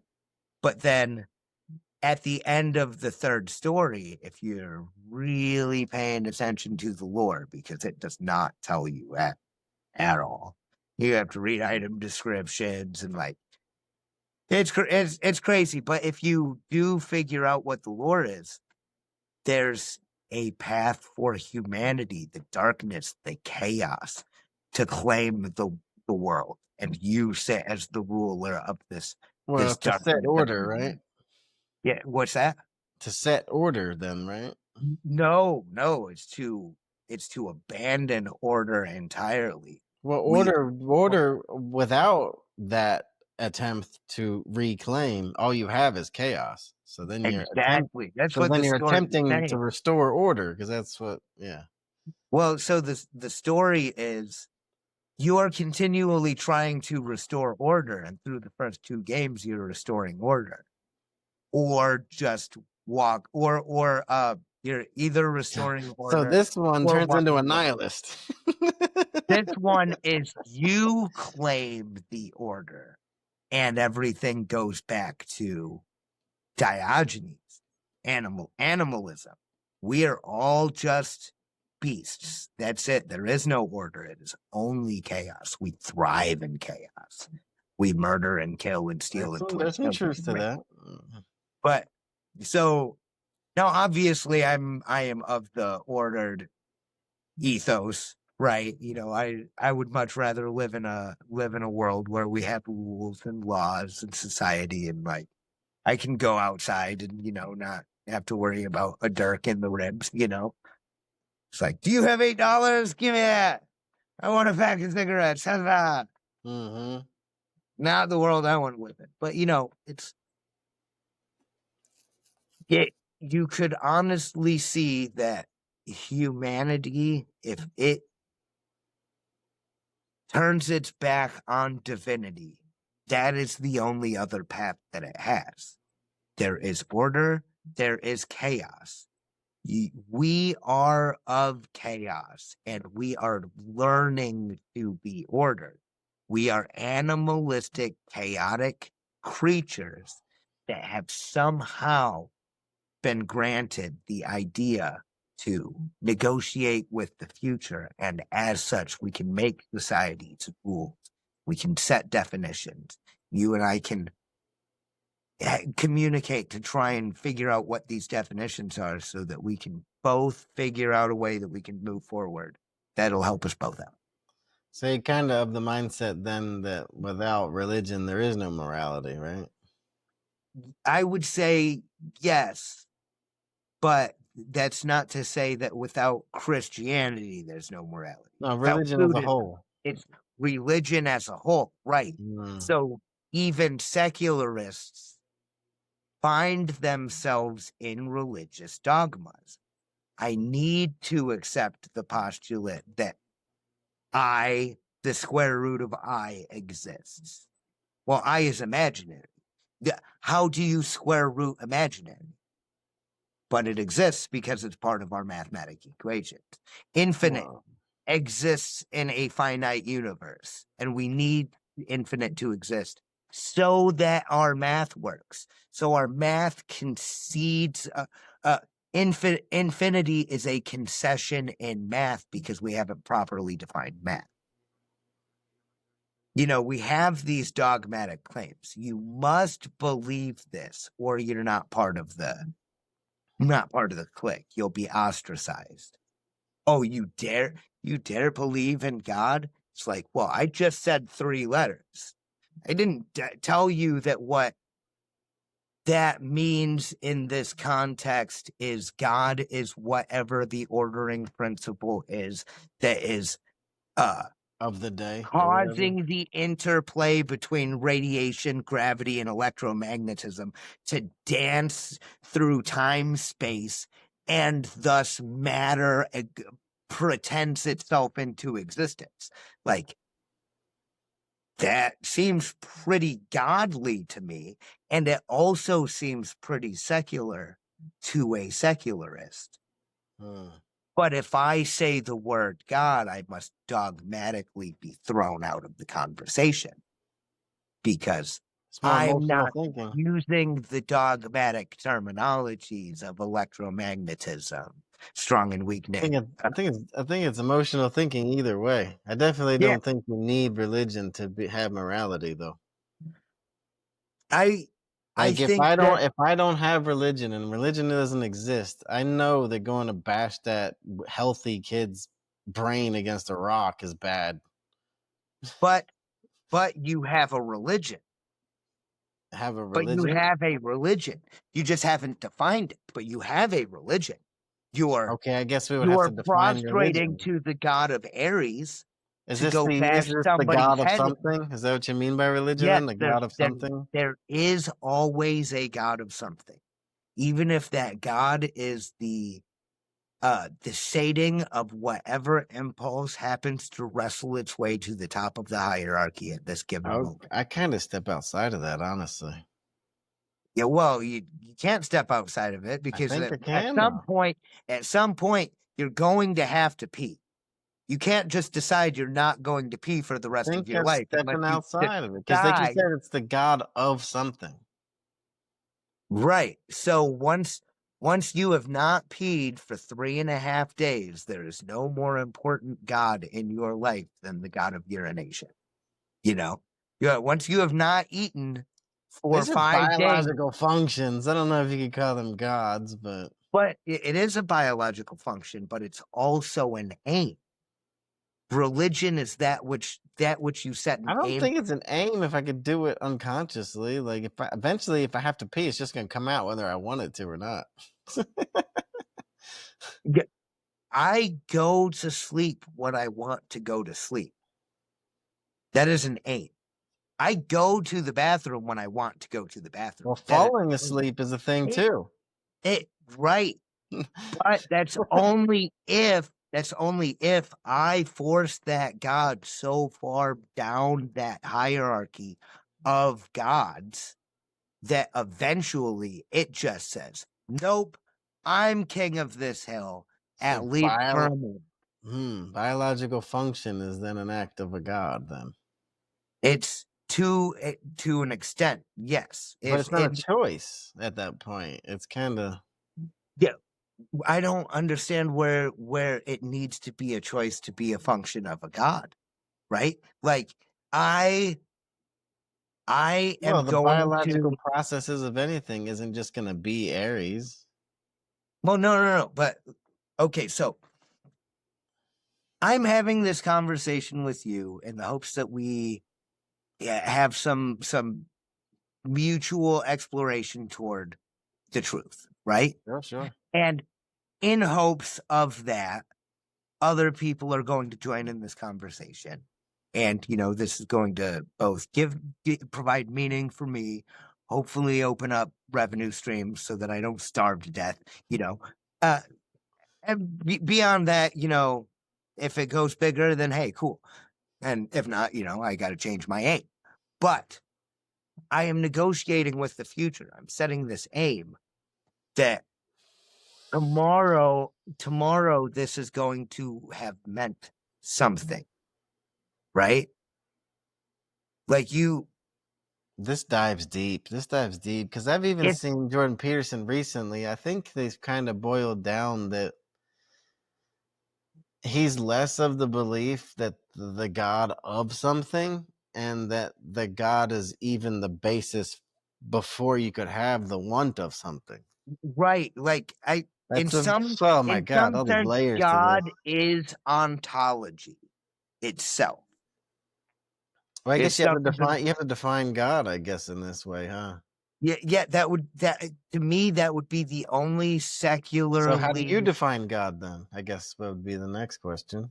the the the the most rational way I could think to define God is ontology. Ontology, huh? Yeah. It is the basis by which all things happen. Right. So I say that God is the processes by which gravity and electromagnetism and radiation make matter manifest. So being But itself. it's also So being the itself, right? processes that drive evolution. So It's also being itself is God to you. yes and no, because Oh, it's what a not mess. my What a it's not it's not my being that is God, no, every right? being, but you're part of the being. You're one of the thing, I guess. Yes, but it exists even beyond all of the things because things are things, right? It's a process. It's like saying, give me two, right? You can't give me two. You can give me two of something, right? But you cannot give me the concept of two. It doesn't exist outside of concept. It's a metaphysic. God is a metaphysic. You can't say, place God in my hand. It Well, doesn't God work. is everywhere is kind of the God is everywhere, but God is also nowhere. well, he's not Right. a physical thing, so he's nowhere, but he's everywhere kind of thing. Right. It's because of God So that in this physics view you manifests have things. here is God a being? Is God a thing? Is God a person? Is God That's an energy? Is it's God a it's too hard to label in that sense because from no matter what, we are all going to be standing on this one collective hill, looking at this from one angle. Because we all can only realize reality from reality. It would be like asking me to define God is like asking a fish to define fire. It's like fire exists, but the fish cannot possibly understand how fire exists. It's not well, of it's the less of world. a It's because not nobody knows exactly, right? It's just kind of your take on it, I guess, is what right, it. right. But it's in my understanding, it would be that the God exists in the world, but exists beyond the world, right? Like fire exists in the world that fish live in, but a fish can never just like I I have fire. Let me show my buddies fire. A fish can't do that because fish cannot. Hmm, That's a bad analogy because God could, but through divine concession doesn't. So all right, hmm. this is my I'm systematic. surprised you don't have a succinct thing as much as you think about all this stuff. I Yeah, I guess. Well, this is also the first actual podcast I've been on to talk about it. But you have definitely thought about the definition of God for yourself. I every day, and but you're still kind of puzzled on what the hell you think it is. well, I think we're always going to be. I It's don't. inevitable. I don't. The closest thing I come up with, I think most people were thinking about when they say God is source energy. You see that goes right, quite aligned with my thought on it. I However, think, yeah, it's kind of like I it's think in the ether. It's just fucking everywhere. It's this I think thing. it's one step above that, right? Because you have the source energy, but I'm saying you have something that's saying this is how the source energy should behave and interact with itself, right? So It's in your still world there, following a then set of rules, so right? then you're in your world there, then God is also the reason and the tug of electromagnetism and gravity. The reason that both of Yes, them exist exactly. and the reason that they intertwine with each other as In well. in the beginning was the Logos, and the Logos was with God, and the Logos was God. It's John 1:1. Logos The is speech, isn't it? it's speech, ordering principle, law, um, authenticity. Like that's So one of those then really God as heavy speech. terms. God as speech would then be God as a wave, which God then as a wave would still be God as source energy, I Right, guess. right. So but God is not just speech. God was speech and was with speech simultaneously.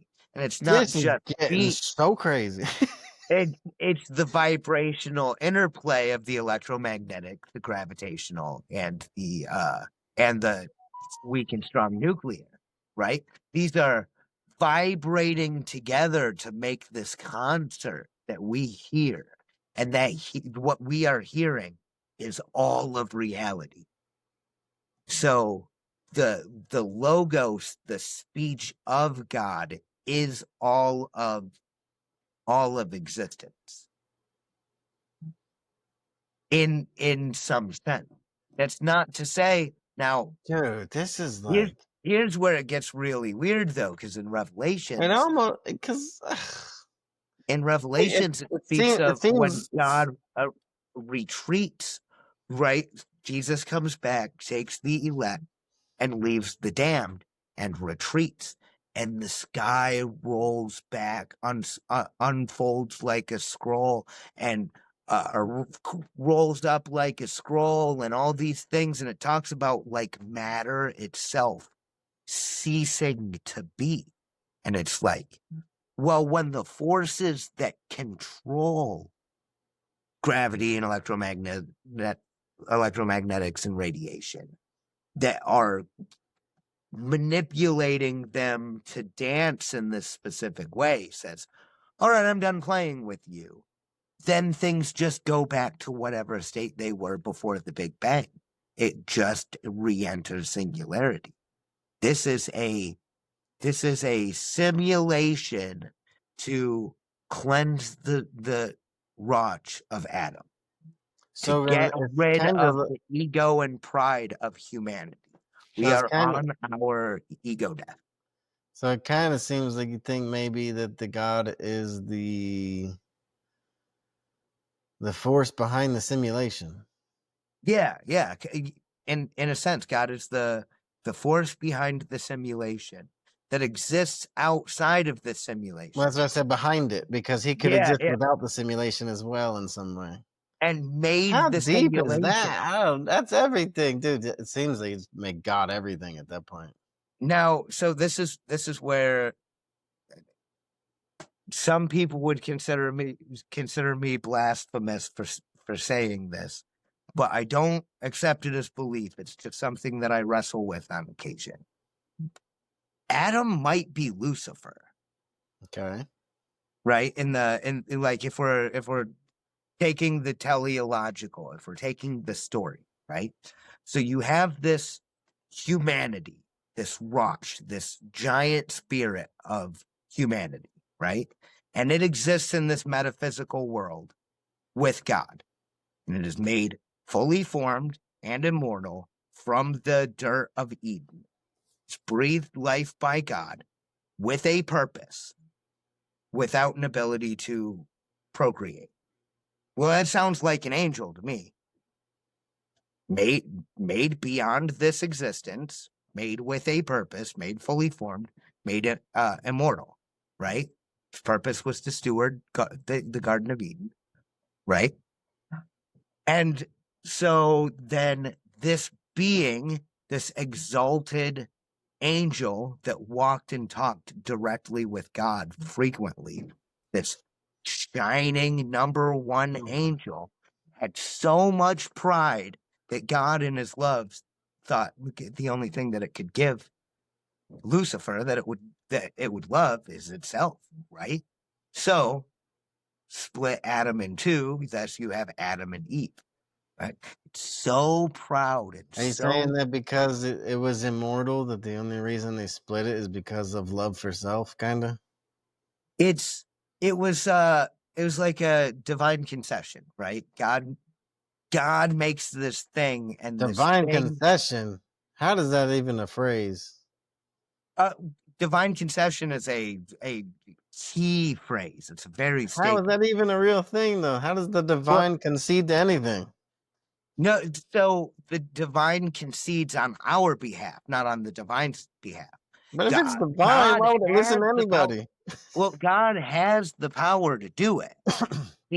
But the goal is not to force you to operate this way. It is to invite you to operate this way so that you knowingly, lovingly choose to behave in a way. Otherwise, you're a slave. God could have built robots. He God did. didn't He want made robots.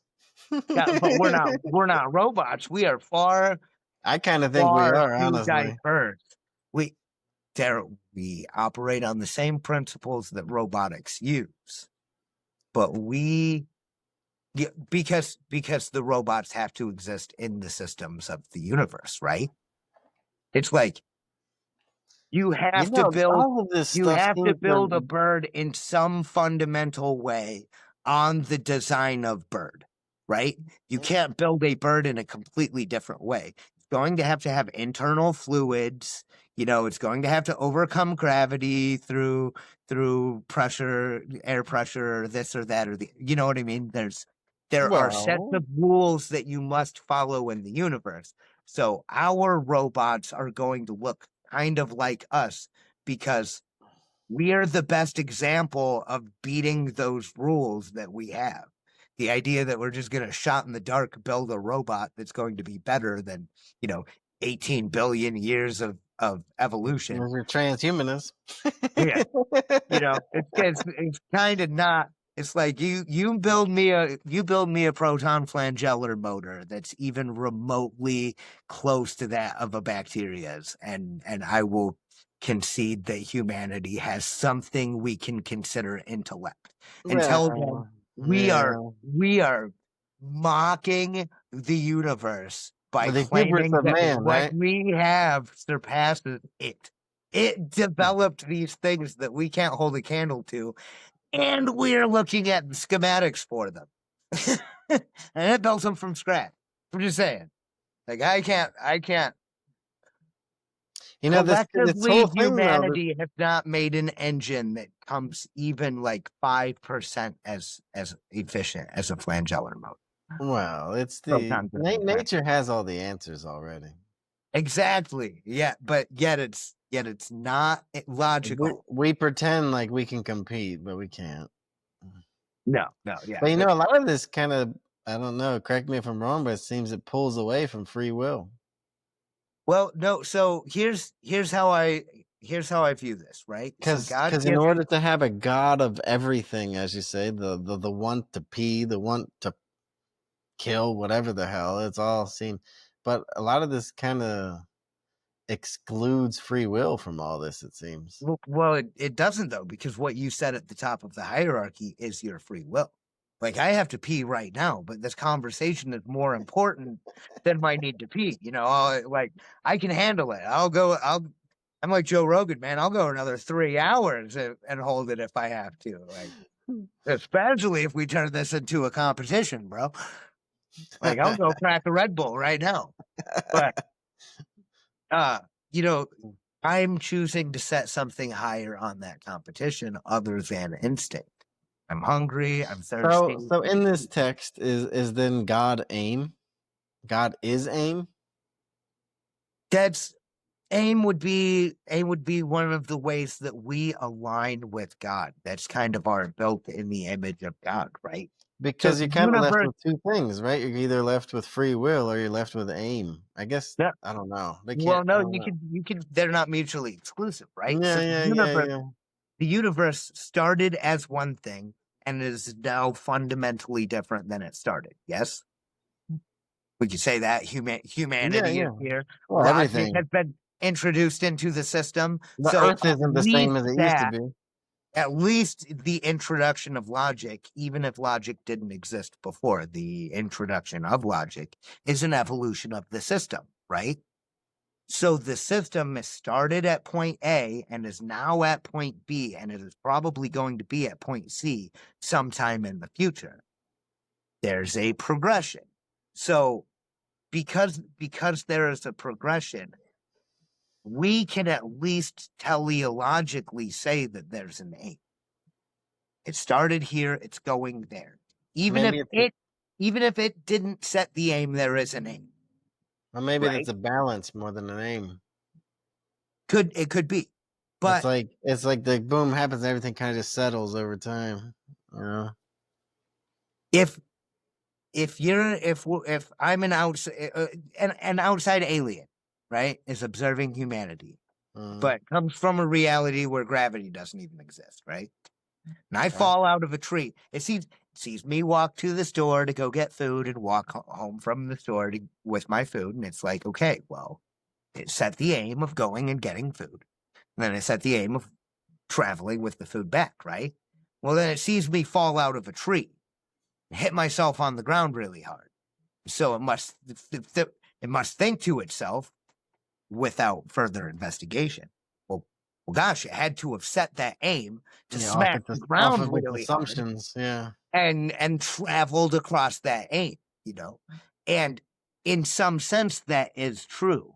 The system around me built the aim, but I'm hitting the same destination, at least narrative wise. That's a story. I was in the tree. Gravity had convinced me to follow a path to the ground. My aim is the ground.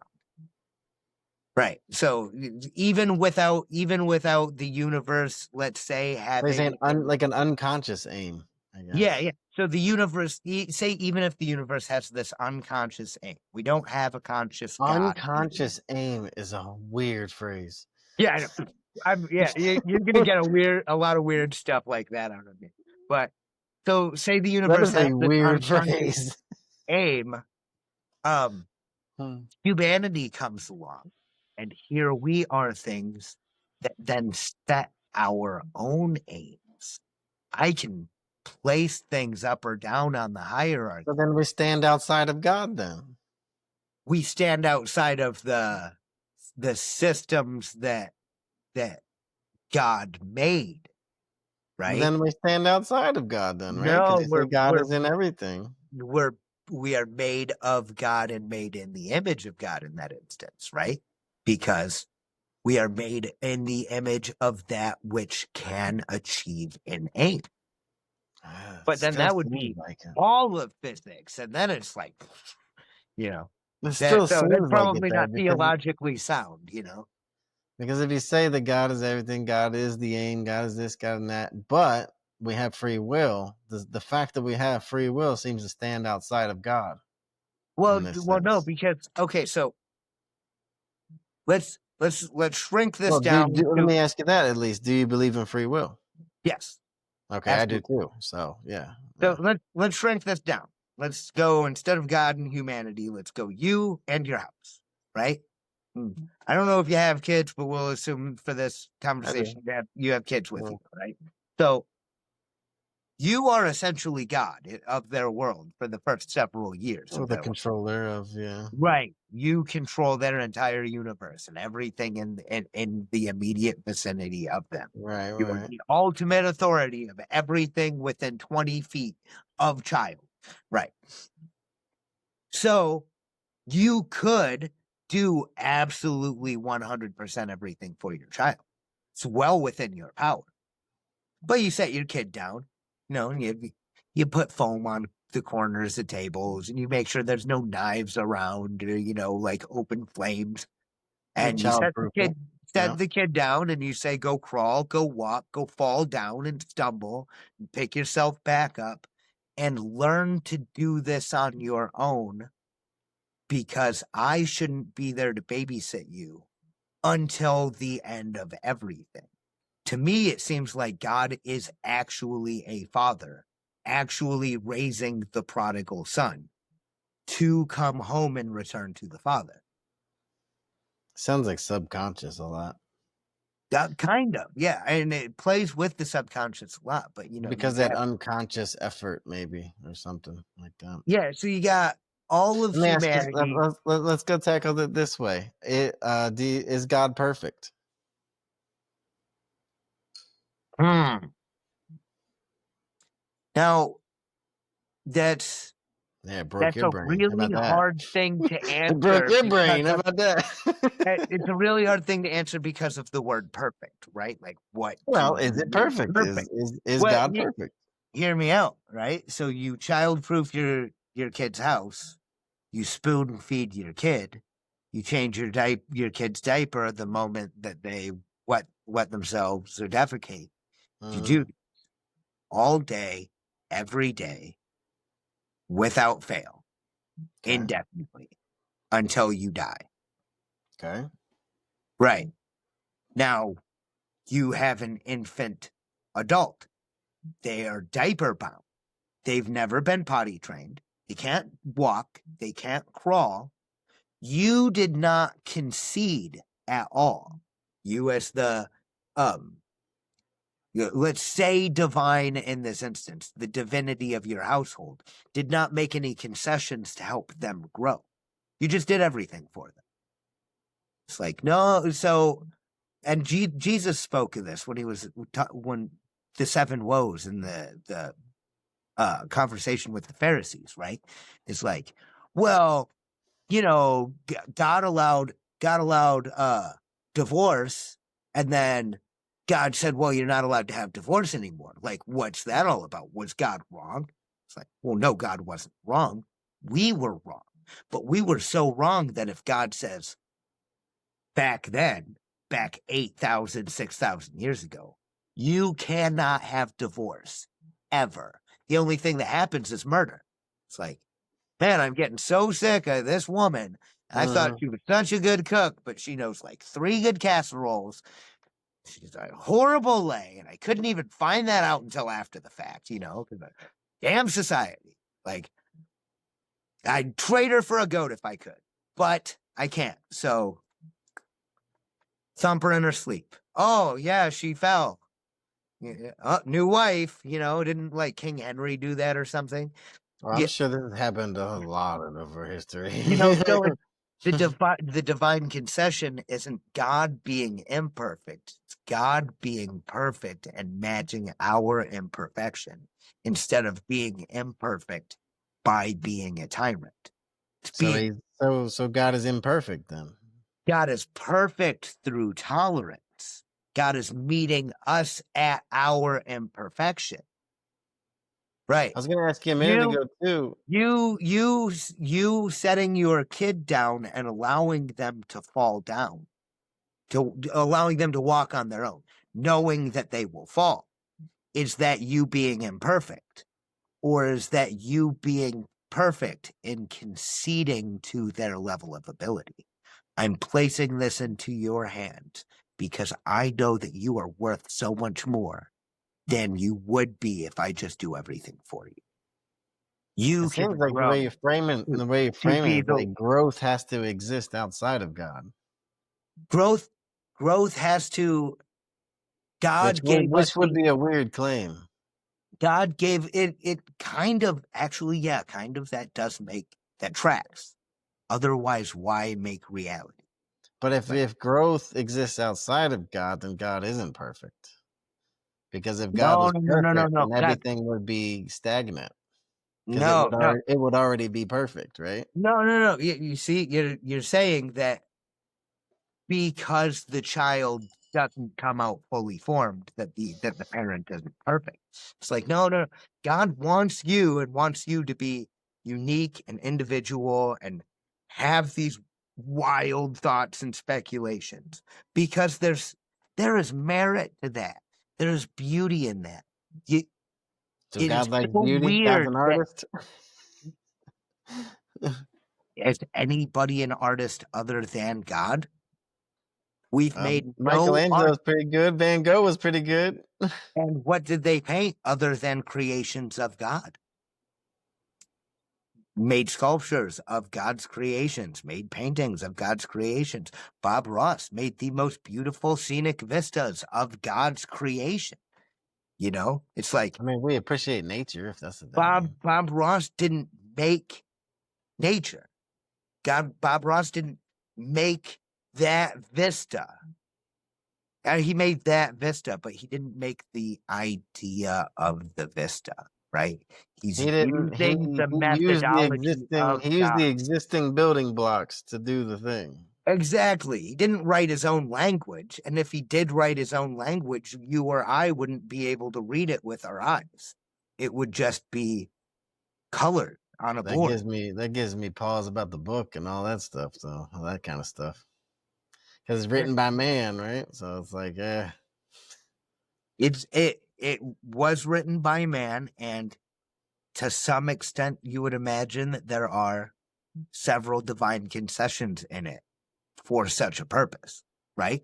Well, and we know this because OT and Old Testament, it's like, well, you're allowed to divorce and then you're not allowed to divorce. And it's like, what gives? And Jesus says, well, what gives is humans kind of suck, but God's nice and decided instead of being a prison warden, he would let you suck until you get better at sucking less, this until just you goes are back to what you ready said. to not suck enough This- to be Wow, that's able, so weird. It goes back yeah, to what to you be said a able, second ago, though. It's like the growth, in this way you're painting it, at least growth exists outside of God. kind of, right. But That's then a it's like, weird. Yeah, yeah. it kind of has to, though, because if growth existed There would be inside no of growth if God it was. without the outside of God portion, why then did God even make reality outside of the metaphysical I'm actually reality? gonna write that down because that's kind of a wild one to think about. Yeah, I didn't ever think about that either until you said it, to be honest. Right, right. I'm gonna be chewing on that for quite a while. Does growth exist outside of God? Because the way you're painting it too is God is everything, but how can he be everything if growing happens? Because if that was the case, he would have just put it that way in the first place, right? Well, it automatically exists as an option within God. Which would still be outside of God. What which the hell? which which is actually, it's kind of that sums up very nicely the idea of um free will versus Yeah, yeah, that's kind premeditation, of. right? It's like, okay, I'm going to die, premeditated. Oh well, life's premeditated, so I might as well not even brush my teeth tomorrow morning, because why? It's been decided. It's like, well, Well, no, that's the nihilist. The me nihilist. brushing my teeth Huh. hasn't been decided. My death has been decided. Because You that's know, kind of the two they choices you have, I both guess, with the exist free at the will, same right? time, With the right? free will, you kind of have the two choices of growth or nihilism. Yeah. That's kind of. But yeah, I mean, it's you. One of the metaphysical truths, one of the four metaphysical truths. A cannot be B, right? Mm, Uh, Truth cannot be untruth. Untruth cannot be truth, right? Well, that right there tells you uh, all of it. You know what I mean? You cannot. wow, what a conundrum. You can't. Because in this view, God is everything and through everything, but at the same time, he isn't growth in a way. Well, the growth would This be this could go. This could go growth for. growth would be impossible in God because God is perfect. You can't improve Well, that's perfect. why I asked you a little bit if he was perfect. Yeah, Right. yeah. Yeah. So God is perfect, but we're not perfect. And physics isn't perfect. If And we are of reality. God, how are we not perfect? That's a weird one Well, too. okay, so we could say that the If this is the case, concept of there would be no math, cycles either. If this was the case, concept of math seems perfect, right? I Like, wouldn't say that, but I got you. well, if I have two of something and I give you one of something, Hmm. every single time, without fail, you will have one and I will have one. Maybe, and then you Perfect. hear about quantum. Well, but quantum is theoretical and quantum Not involves, really. It's pretty yeah. provable anymore. No, because we have the Copenhagen model, we have the many worlds model. Do Yeah, you know about the there are double slit eight test? different competing. There are eight. We can't even actually delineate between, or we can't actually pull the trigger on wave function versus gosh dang it, wave or Particle? yeah, particle function. Thank you. Sorry. That's because that's kind of what you're dealing with, right? Either waves or particles, right? Well, it's one that becomes the other, right? But then Right, it's like, right. Two forms of the same or whatever, but yeah. but then that also kind of fits into this because it's like, well, God is everything. Except for Ev- growth, apparently, which well, is weird. every possible outcome that can exist does That's exist. actually what I was going to push back again. So then it is the collapse of these wave functions into particle function that actually sets it in stone. Before that, they all exist as Schrodinger's cat. But to say that it's growth exists outside of God would say that God is only what is, not what could be.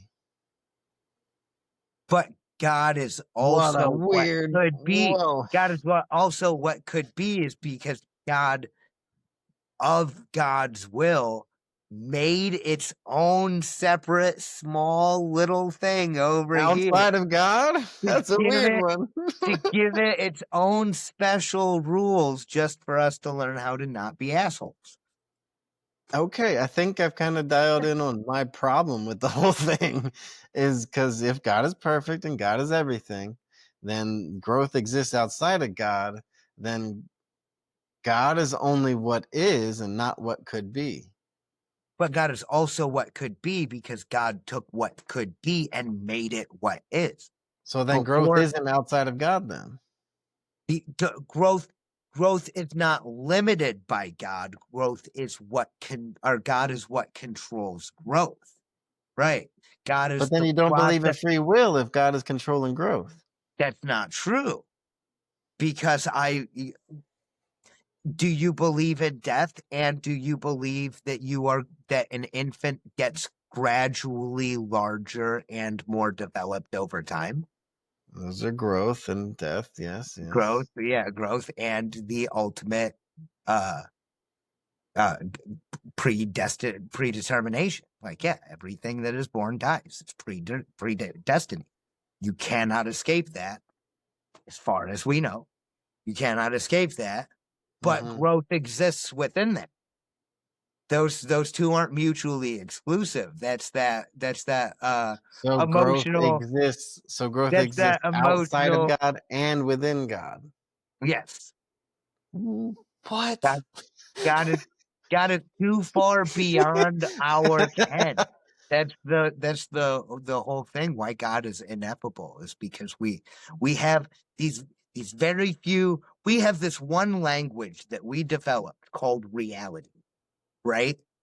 And then we're trying to use only this one language we developed called reality to then translate all other documents across all other languages without taking into consideration that those languages might exist. Well, it's the same Yeah, thing with a vision that I say a lot. They say like how much of your world is perceived and contemplated through your vision alone. 2%. 2% of your viewing of the world makes up Yeah. your decisions. If I'm going to open this door because I see it No, here, or you view 2% of the world. well, I was going to kind of. They say that your eyeball only picks up like it's way less, but a fair number to say is 4 thousandths of a percent of the visible light your eye can detect. And almost every decision we make in our life is based on this simple, stupid device. And it's Okay, like, I gave it way too much credit. I thought it was 2%. You know, right. It's actually some micro number, but to be due to fair, the I'm just going to something say power. 4 thousandths of a percent. And we judge our whole lives like if there was one sense that nobody wants to lose, it's always their eyesight. Always. It is so critical to our foundation, yet we can't see gamma, like you're saying, we can't see the gamma rays, can't see the X-rays, that it can't see the microwaves out there. But so much of our perception we try to learn from is from this one simple device. Kind of like you're saying with the other thing, right? I'd be much more afraid of losing my sense of intention. Well, that's not one of the five. Yeah, that's not one of the 5, but there's more than 5 anyway, because, I you have know, but family, it's like thermal, it's because time. that's the one that everybody relies on though. Because your intention isn't going to find you food. I mean, I guess it does in a way, but it's like It you does, use your yeah. eyesight. You can't catch the thing that you want to eat if you have no eyes. That's not true. Even a blind squirrel is right twice a day. Broken clock is right twice a day, right?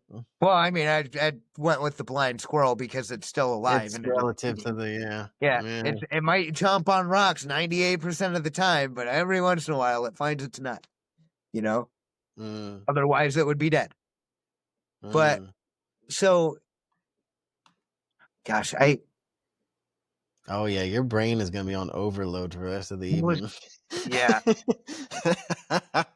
Hey, So that's what I'm here for. the intention thing. So with the intention thing, it's like even even if you can't see, if you're blind, you still need to set the intention to eat, right? It's like, imagine the most manic, depressive state you could possibly be in. Things are so nihilistic and so meaningless that I can't even force myself to garner the intention to feed myself. I Well, can't starving even to death get up. is a thing, right? There's been religious people that go on like hunger strikes and shit. So it's like, Well, yeah, yeah. but that's the exact opposite. That's my intention is so strong that I refuse to eat, right? Like And this Gandhi is, went like 83 days. It's mm, like I'm going to protect my countrymen of India and I'm making a statement and gonna not right. eat. Right. That was intention. Right. The if I would say losing your sense of intention would probably be the worst because you have nothing left to do except just wait to die. Is this like sense of self? I guess in a way. Hmm. I guess it would have to be tied to sense of self, right? Sense of meaning. Um, but you see, so I think intention is ontological as well, right? So Sense of being. uh or the setting of aims, right? So if you ask me, we need a trinity of trinities. Isn't this meaning in the end? I'm Because we're in creatures the of well, meaning fundamentally, right? I mean, I it, mean, ha ha you need ha. you need it in order for anything. Is I guess what I'm saying is without Mm. intention, you don't even have physics. Is I think maybe that's might be a you could use whatever word you want, but it seems like meaning might be the overarching of all of it. Kind of to an extent, but I mean, I don't know. It crosses through so many threads, right? It crosses through, like, if you're talking about religion, that's it, right? Well, Or meaning I'm alive, meaning I want to stay alive, meaning I want to eat, meaning I want to go to the bathroom, meaning all these wants that we have is like we give meaning to these things because I guess, like I said earlier, eventually it'll just fall out of you if you don't have the whatever Right. to And do it. and that will have still been an aim. It's just an aim void of your consciousness, The right? unconscious aim. Yeah. So, but I don't know that the universe even set its aim unconsciously, right? So any single thing that I do, it takes three things in order for me to do any one thing, right? Any one physical thing. I must set an aim, an intention, right? I must use my physical body in order to interact with the physical world. And I must have some moral grounding, some meaning for the intention. See, Your the why. intention isn't why? No, your why Yeah, essentially. yeah, your why. Yeah, exactly. Yeah. So you're you can't you can't not choose to do something but do it. You know what I mean? Like there's some Right. choice there. There has to be. Even Well, this Even goes if back the to the choice by even design if the thing. choice isn't made, even if you're not the one making the choice. This Me goes back to falling the out of by the design tree. thing. The by What's that? design thing. The by design thing is what it pushes into, which is the you gotta believe in the God to do the by design thing. Yeah. Yeah, so I guess every single action or reaction that I see in the world stems from three things. Something physical, setting a moral and intent. I could That's I it. could do, I could do you one better. I think there's two. I've heard this said before. They say that every action or inaction comes from two things. It's for out of love or out of fear. Well, that's not necessarily true though either, because a stone doesn't fall down the side of a hill out of love or fear. That's true. This involves It people, falls I down guess. the side of a hill out of the But it wind did that pushed rock it. also have did that rock also have the intention to do that? Yeah, it didn't need the intention because it doesn't need to set the intention. Someone else sent the intention for the rock? Or physics itself set the intention, the situation, right? Yeah. Like me falling out of the tree is me achieving the aim of of landing on the ground. I didn't set the aim. Gravity set that aim. But I'm powerless Is against. this flirts in the fatalist country. Oh, I don't know. But okay, so I guess if if you think about it, all things required this morality intention, whatever, in order to happen Hmm. from how we view the world, right? Okay, as far as people go, you're talking. Okay. Right. Something had to start, right? And from there, reactions have happened, Okay. right? Nothing ever started without a start, right? There's Well, no there's well, no then reaction to nothing. what was before the Big Bang? Then? Well, something But had to be before the before it. Big That was Bang my with point. this Something this had to set the thing in motion, right? right, something that exists outside of it.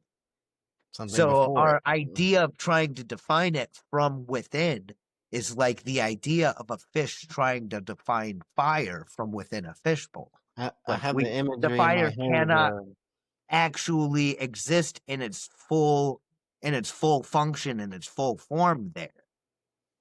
I have the imagery in my head of I remember Men in Black. Yeah. Remember the cat was wearing the thing? Uh-huh. And if you were holding that thing, then in your depiction here, you would be the god, because that is all that we know inside of the thing, and he's outside of the thing, right? Right. So you would be that which is acting as the ultimate arbiter of that reality. So yes, you would be in What a some sense, mess. What a mess. you would be in some sense be a god, but not God, because then there's still We could something zoom holding. out again and again Yeah, and there's again. something holding our marble. So then what you would actually probably be is Satan. Because you're putting the finger on the wheel of Yeah, whatever. it is mine. I control all inside of this. I am the principles of darkness and Well, evil. it could be the holder and not the controller. Yeah, I mean, could be, but so theologically, I think this is why I think Adam could be Lucifer thing holds merit, right? So God gives Lucifer the only thing that it could ever love, itself. Thus becomes Adam and Eve, right? And so Adam and Eve are, meandering around in the garden.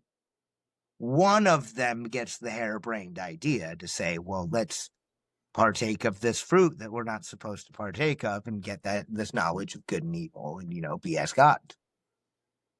The other one's like, yeah, well, fuck it. And so both halves of I'm gonna get Lucifer. cut off. Shit. What's that? Got family coming in. But it's good. We'll wrap up. It was good talk though. Oh, It's good talk. You got so some stuff to chew on. let me just real quick. The idea then would be that it falls entirely, and we are all stemmed from that. So that's where this idea of the principles of darkness come from, is because, well, that darkness is in me and you and everyone else, and humans rule this world. So we're that darkness. So, but anyway, thank you so much for this conversation. Gosh, it has been great. I was nervous about it at first, but I could talk to you for hours. Oh, you're still muted. I said it was fun though. We'll probably do it again a little later on, But yeah, we're definitely imperfect. That's for sure. Oh yeah, well, all we can do is, try and be as good as we can in that imperfection. But we're perfect in that imperfection. Nobody would really care about us if we were all autonomous robots, everyone exactly alike, down to the serial number. It's All our right. Well, it was good uniqueness talking and to you, our man. We'll catch up. individuality gives us that. You guys go get on your Well, swimsuits. anyway, thank you so much. It was Hey, no great. problem. All right, see ya. You see it.